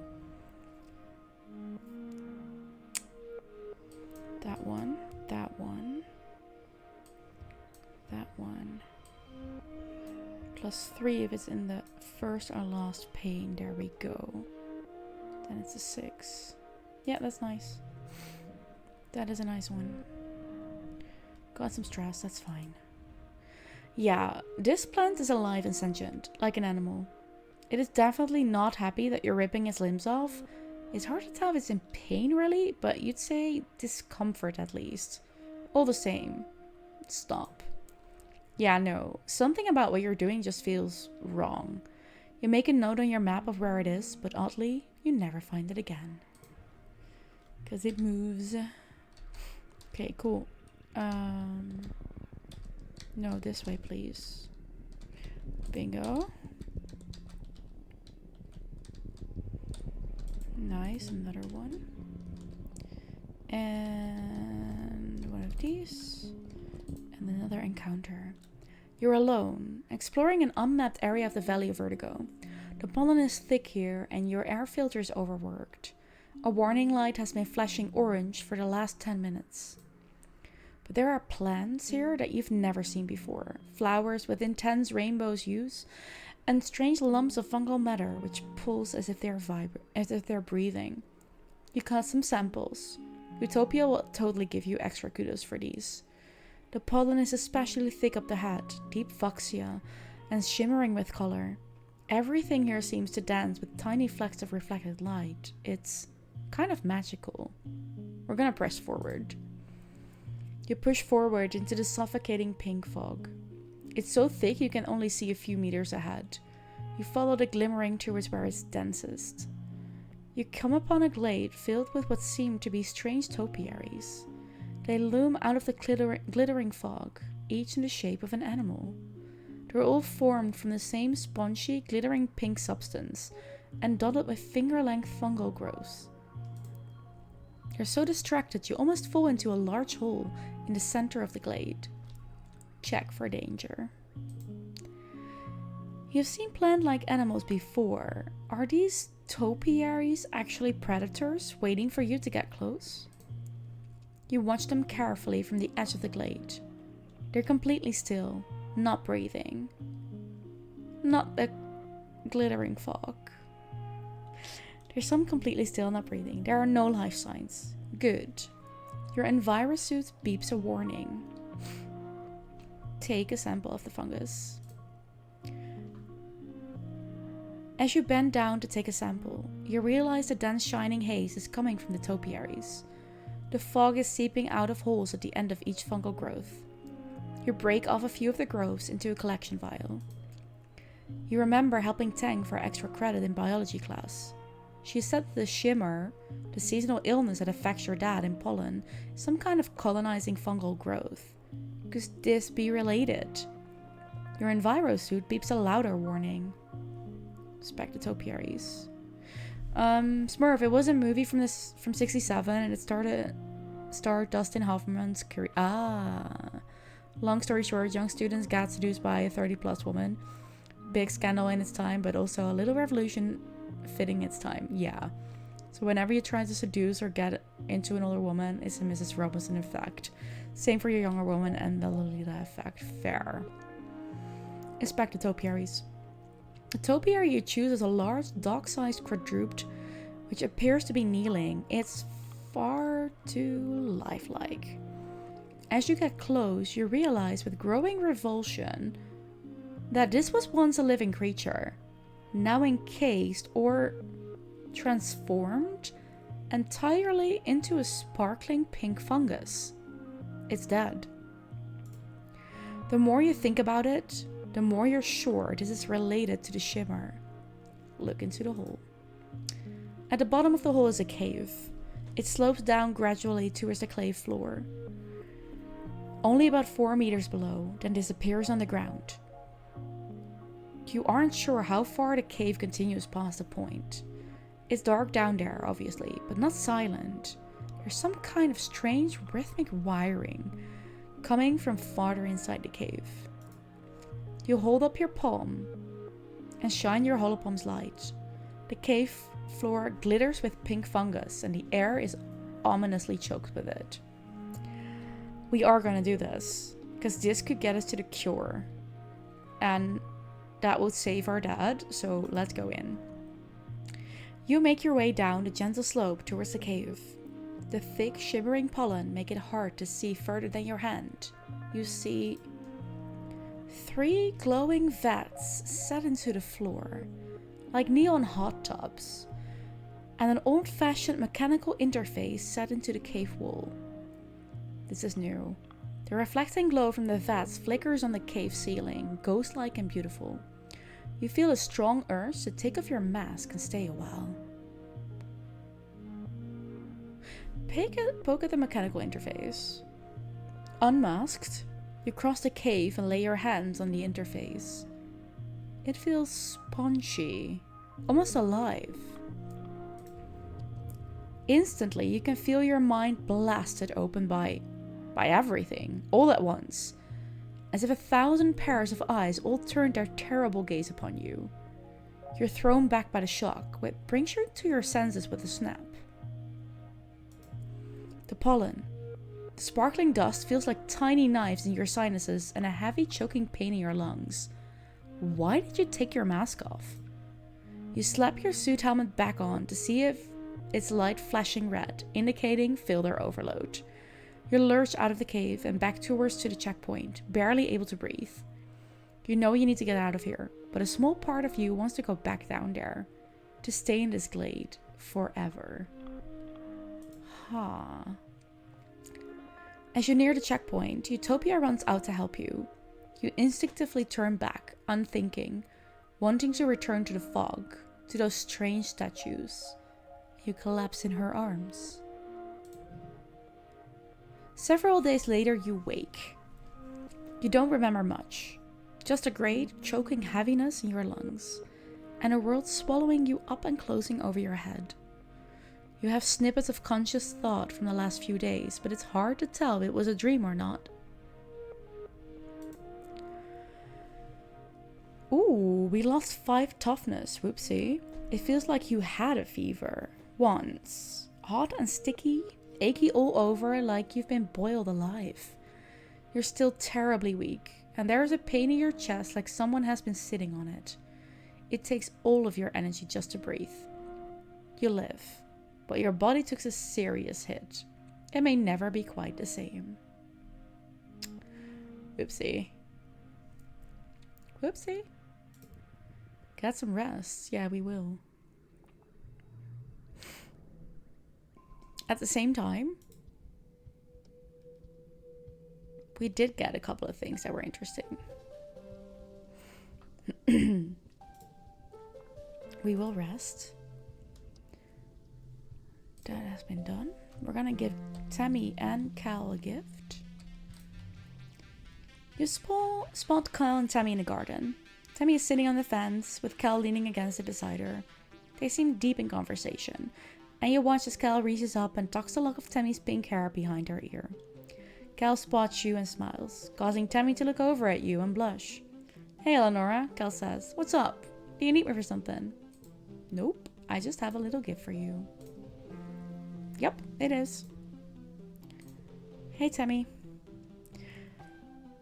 Tammy flags you down as you pass through the lounge and presses a palm-sized lump of hard grain bread into your hand. Saved you some food, she says. A serious look in her face. Please keep your strength up, Eleonora. Aw, she's sweet. Tammy's birthday. Oh, we gave her... That's cool. We found her birthday. That is nice. We can't give a gift to Dice. We can give a gift to Nem, though. Nem scratches at her cheek, then scowls as a bit of blue scale flakes off. Stupid acne, she mutters. On top of everything else. I got this too? I'm sorry, darling. Here, have an egg. I have no idea if you can eat it, but enjoy. We are gonna rest. Yes.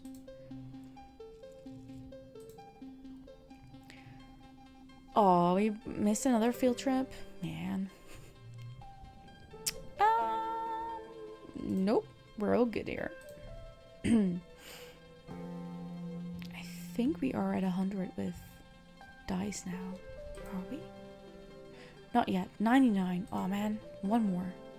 One more. Okay. Our perception is... our toughness is at 28.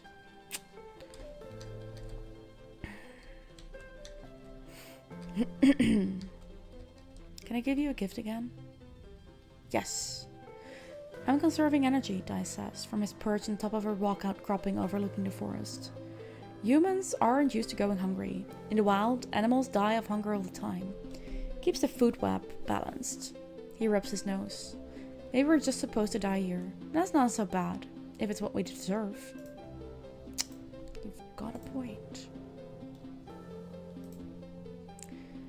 And that gave us the last point. Best friends with Dice. Dice is curiously studying a small bleached white animal skull. Look at this, he says, and holds it out to you. There's mushrooms growing in this one. Didn't know that fungus could grow on bone. It's kind of like everything on this planet was designed to work together. He throws the skull back into the wilderness. Well, except us. Fair. Yep. True. Except us. Okay. Sorry.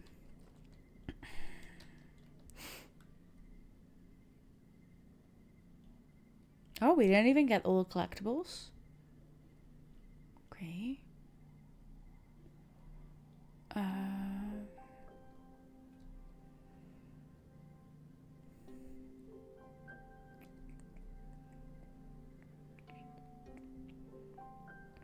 Yeah, we're gonna go back in here. For what, actually? For what will we go back in here?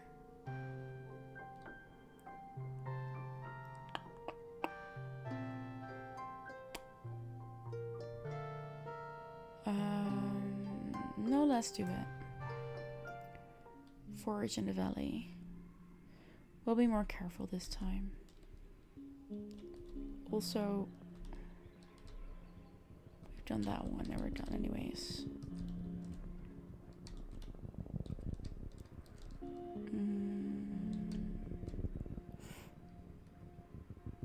We're gonna work backwards when it comes to all that events.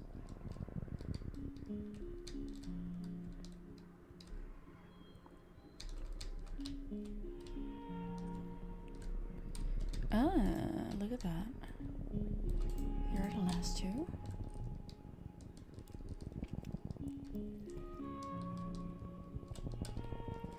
This is the one we've done. Yeah.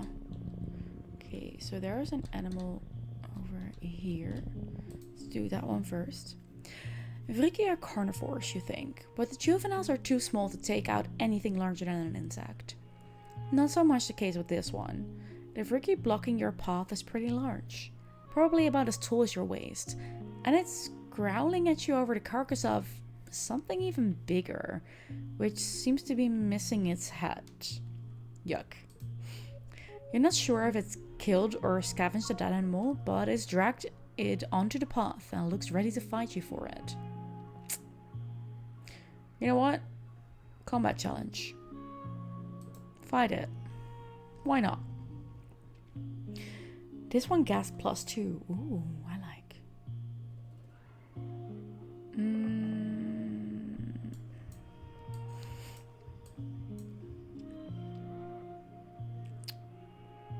Yes, please.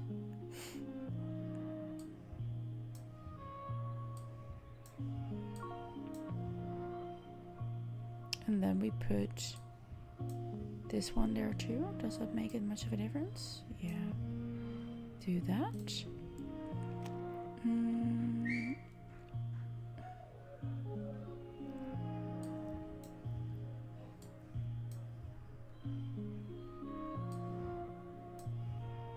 Yes.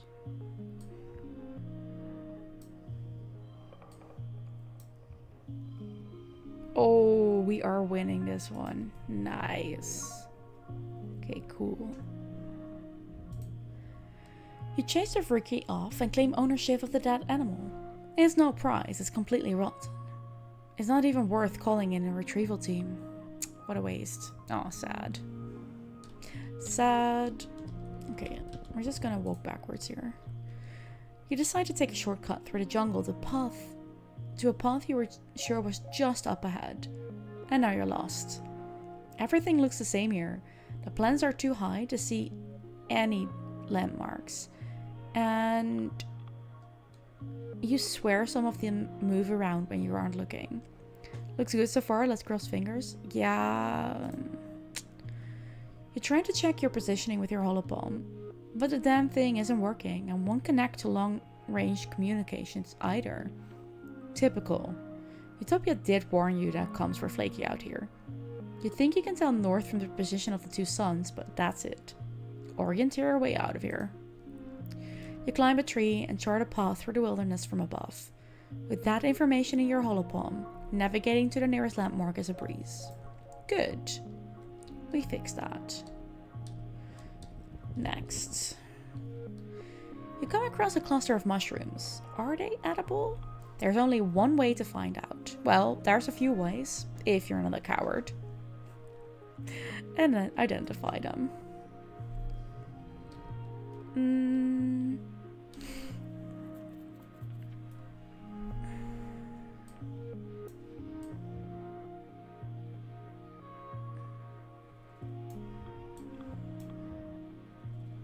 Yeah, that's not going to be enough at all though. No, we're not going to do it like this. We're going to do this. Yeah. Oh, low cards, low cards, low cards. This does not look good.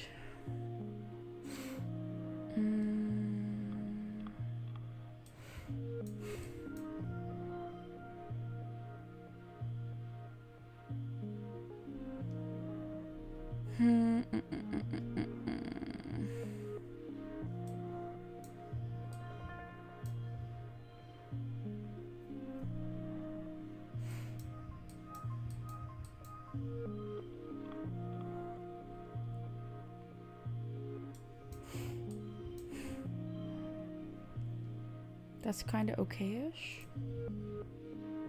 Oh, man.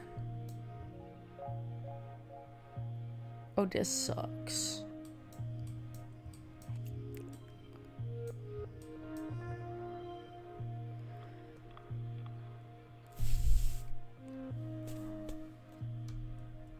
Well...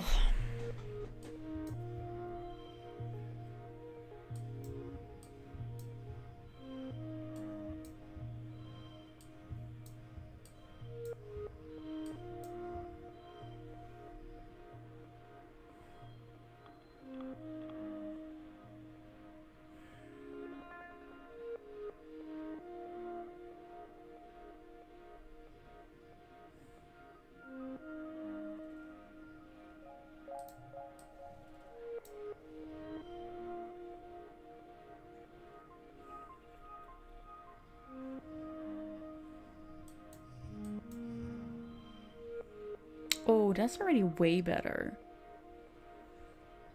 I don't think I have anything to... Oh, wait. What if we make this one a... No, shite.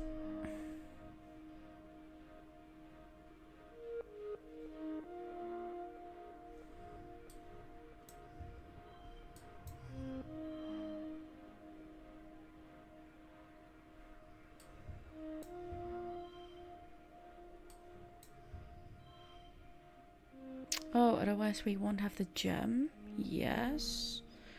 But I want to make this one. No. There. Bingo. Look at that. Look at our... Yes. Cool. Nice. That took a bit, but we found it. We made it. You're able to determine that these mushrooms are edible. You fill your basket with big chunks of tasty fungus. Utopia's pleased with your haul. Great work. We have extra colony food. That is good. This is helping. Next one. Bingo. That's a different game. It is. True. Tough one, but good job. Thank you. You find a healthy blab bush and harvest some of the leaves to bring back to the colony. Utopia's beyond excited when she sees your hole. Oh, blab, she cries, shoving her hands right into the basket of rustling leaves. Eleonora, you're a girl after my own heart. She pops a leaf in her mouth and chews on it, then shudders happily. Whew, she cries. That'll perk you up, but good. Aunt Anne brews a heck of a gut with the stuff, but me, I prefer it raw. She points at you. Don't you go getting any funny ideas. This'll turn you green and give you spots. Cross my heart. Stay away until you're older. Chew some black leaves? We will. Someone is falling asleep on your pillow, knowing him. You got no room tonight then? Uh-oh. Just because Utopia was born on Earth. She thinks she's an adult just like the rest of them. She's closer to your age than all the other adults. What does she know anyway? You wait until Utopia leaves, then shoves a leaf into your mouth. Ugh. You struggle to not spit it out right away. It's so bitter. You can't help but stick out your tongue. Blab indeed. Mysteriously, you experience a rush of giddiness a few minutes later. Whoa, that blab sure is good. No wonder adults keep this stuff away from kids. It's probably addictive. Oh, we are so rebellious here right now. I love it.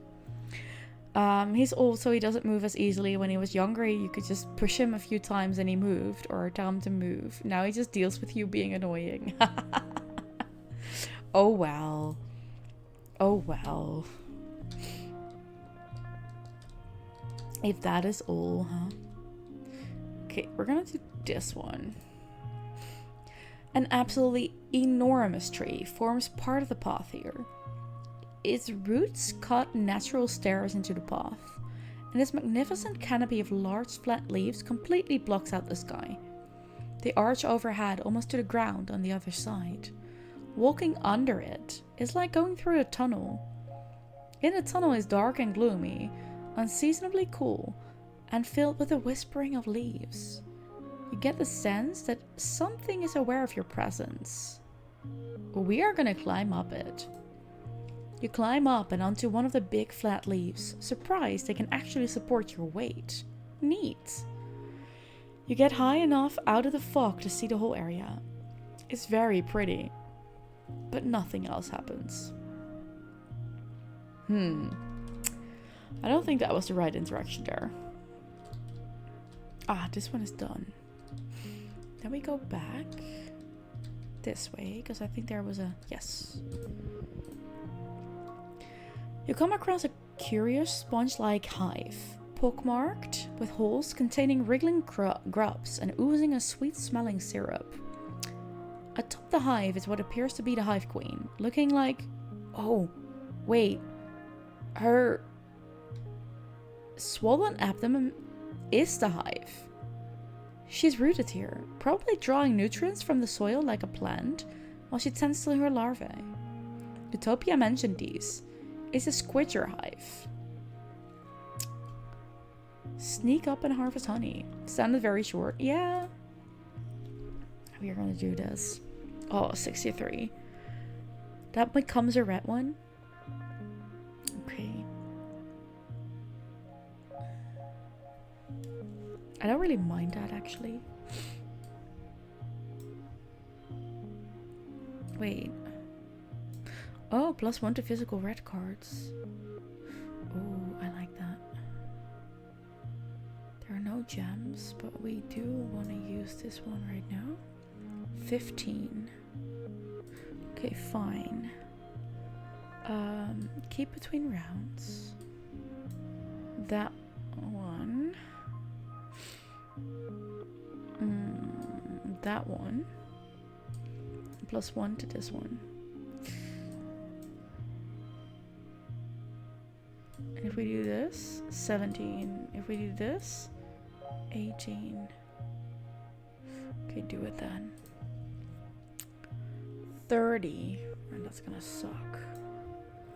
A 6. A 4. A 3.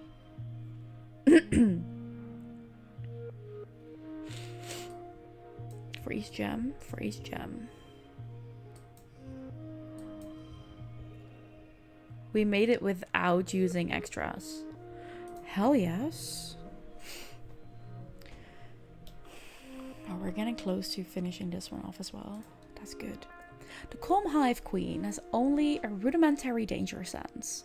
Screecher hives can be very defensive when they sense danger to their young, but so long as you don't set off the workers or the larvae, you're free to walk right up to her. You gently avoid hurting any of the babies as you scrape her copious honey into a collector, and we secured another colony food. That is nice. Wait, do we have more here? Do we? No, this has been used still. Yeah. Okay, so we are going back this way and then this way. Yes. Okay. A bristle slug is rooting around in the underbrush. It's like a little porcupine with no legs. Well, little is relative. It comes up to your waist and it must be at least 100 kilograms. You've seen a few of these up at geopanics. They're easy to catch. And their spines and berries naturally fall off and are edible. A chewy, renewable source of food. Kind of like jerky. Maybe you could catch this one? Ooh. This already sounds like we understand the plan that things might work well. Answer? Yeah, I hope so. Try to catch it. Absolutely, we are going to try to catch it. 75. Oh boy. Oh boy. That's not a great start, but we are going to go with it. Okay. That one will always be locked. That's really annoying.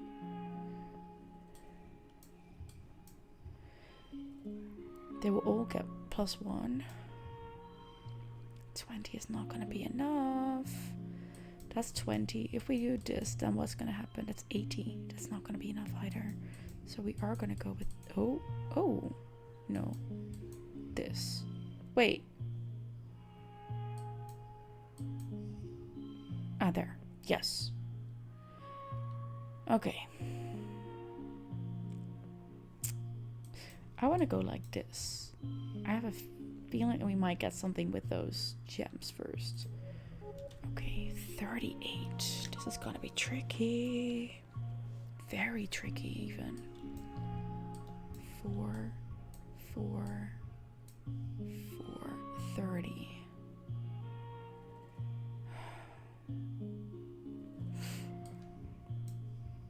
$31.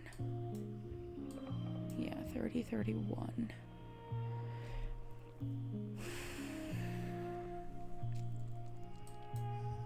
$32.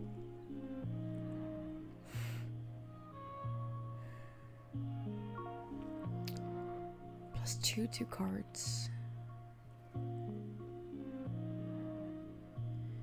We have 30 of these. We can do this. Oh, we only need 2 of these. We only need 2 of these. Oh, no, we don't. Well.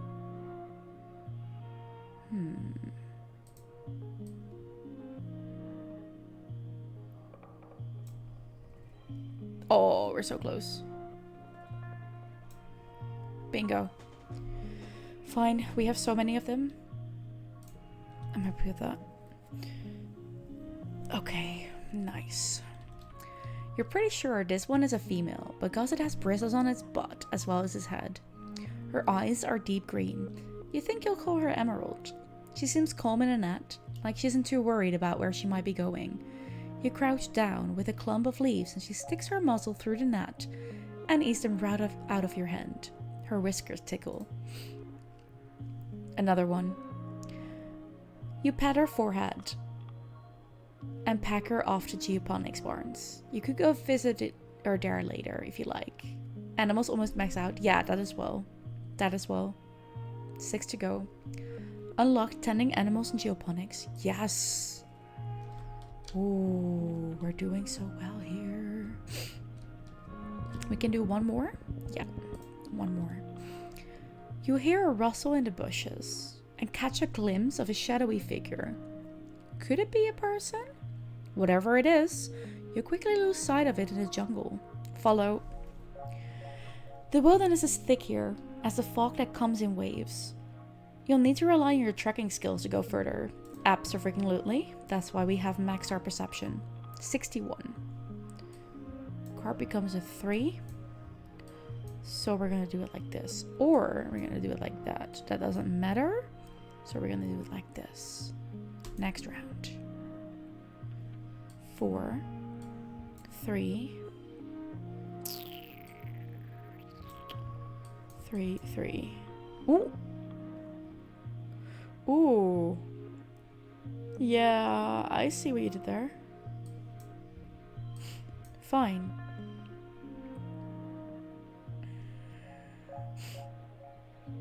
Yes. 23. 5, 4, 3, 2. Oh. Maybe we do want to get that? Well. And what if we do this? And then, wait. Oh. 24. No. Let's do it like this then. And maybe just throw that one in there. 29. Is that a... I wish it was, but it's not. We're gonna do this. We win anyways. You're looking for a person. So it's a surprise when you come face to face with a weird looking creature. It kind of looks like a person, a bit. More like a tree, really. Some relative of the bushbuck, maybe? But more tentacles and slime. Like a tree oozing with goopy sap, with 2 legs. Yuck. It makes a sort of baroo noise at you as you back away. You're too worn out and tired to continue. You have to go home now. That was such a productive moment. That was so productive.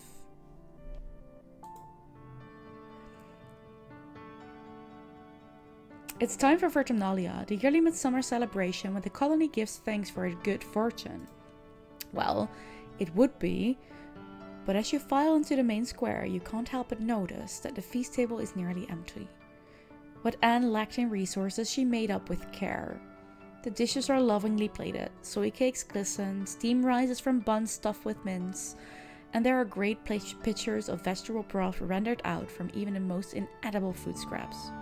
There's a neat stack of sugar cubes for dessert. Whole sugar. What a luxury. In an unwhelming feast, that'll be the highlight. Governor Udicott's welcoming speech this year is short. Her frail body trembles as she welcomes you all to Vertumnalia with a dry, whispery voice, then has to be helped off the stage. Like all of you, she has been feeling the effects of the famine.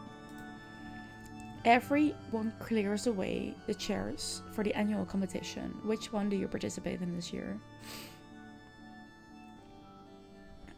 Bot pentathlon again. Com adds something new every year, but no one's really at their best giving the rationing. Running around sweating in the hot suns seems like a luxury nobody can afford, even you energetic kids. The spectators listlessly wave fans as Com announces that this year's edition will be thumb wrestling. Last 30 seconds against Com or get a time penalty. The how to combine them cars logic is still not your thing. You know, try and error, but it does not feel intuitive. Nothing against the game, of course. It is not always intuitive, but I did get the hang of it by now. Nem-faced fools. No fair, she exclaims. Com's a ship-wide thumb wrestling champion. He talks about it all the time. He's the worst. Com just shrugs and blows his whistle for you to get into position. Okay, let's go. I'm quickly gonna snooze our ads. After this, we're gonna raid out. 4, 4, 4. We can keep that between rounds, so we're gonna use it. 6, 4, 4, 4. 6, 4, 3, 2. And we win. Love that you keep record. Yeah, we're almost there. 95 we're at. No skill changes. Fair. You don't beat Comet at thumb wrestle. Nobody can. He's the best. But you do manage to hold on through 30 tense seconds of maneuvering and fake outs and double fake outs. The man is a master. In fact, the things you'll learn from Com in those 30 seconds can be applied to the bot you have to wrestle at the end of the contest. You'll wonder how you never noticed before, how much of bot wrestling is finesse, not just brawn. You win handily. Nem whines at Com for being unfair, but she still takes second place.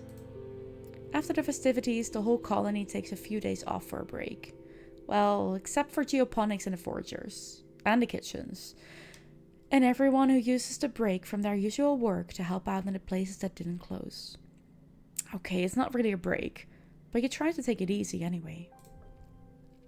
Yeah. This is gonna be tricky.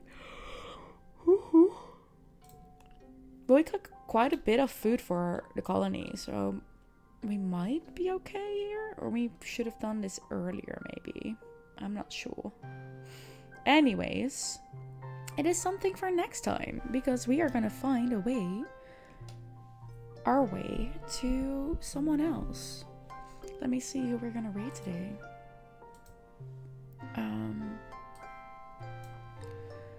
Okay, what options do we have today? Oh, I don't have to think about that. I know where we're going. I am gonna bring you over to the lovely Cass. We're gonna see Cashian. Cashian is playing Hurtling. I've seen someone else play this today. I'm not sure what it is, but it looks fun, actually, kind of. Someone's got to. You hope we finished today? No. You hope we finished today what? We are not even halfway to life. No. Definitely not, Smurf. Or did you hope we would finish this year? Yeah, it's almost 11. I'm not gonna do that. Thank you so much for being here, Robin. I appreciate you. I really appreciate you. We are gonna raid. Oh, that's the wrong command. There.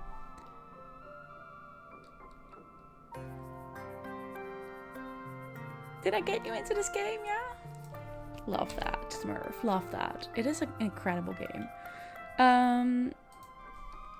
We are gonna go here.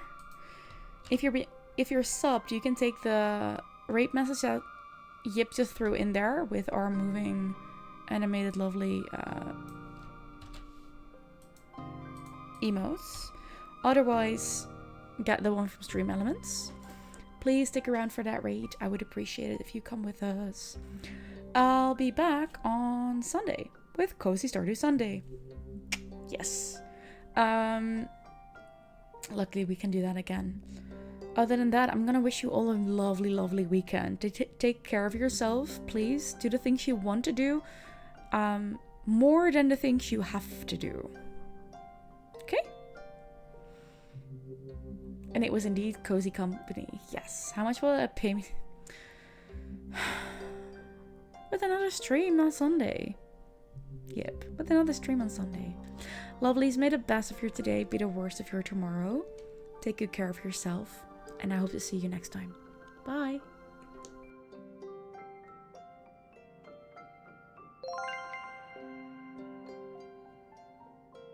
Cheered 10 before we go Maisie Cuddle.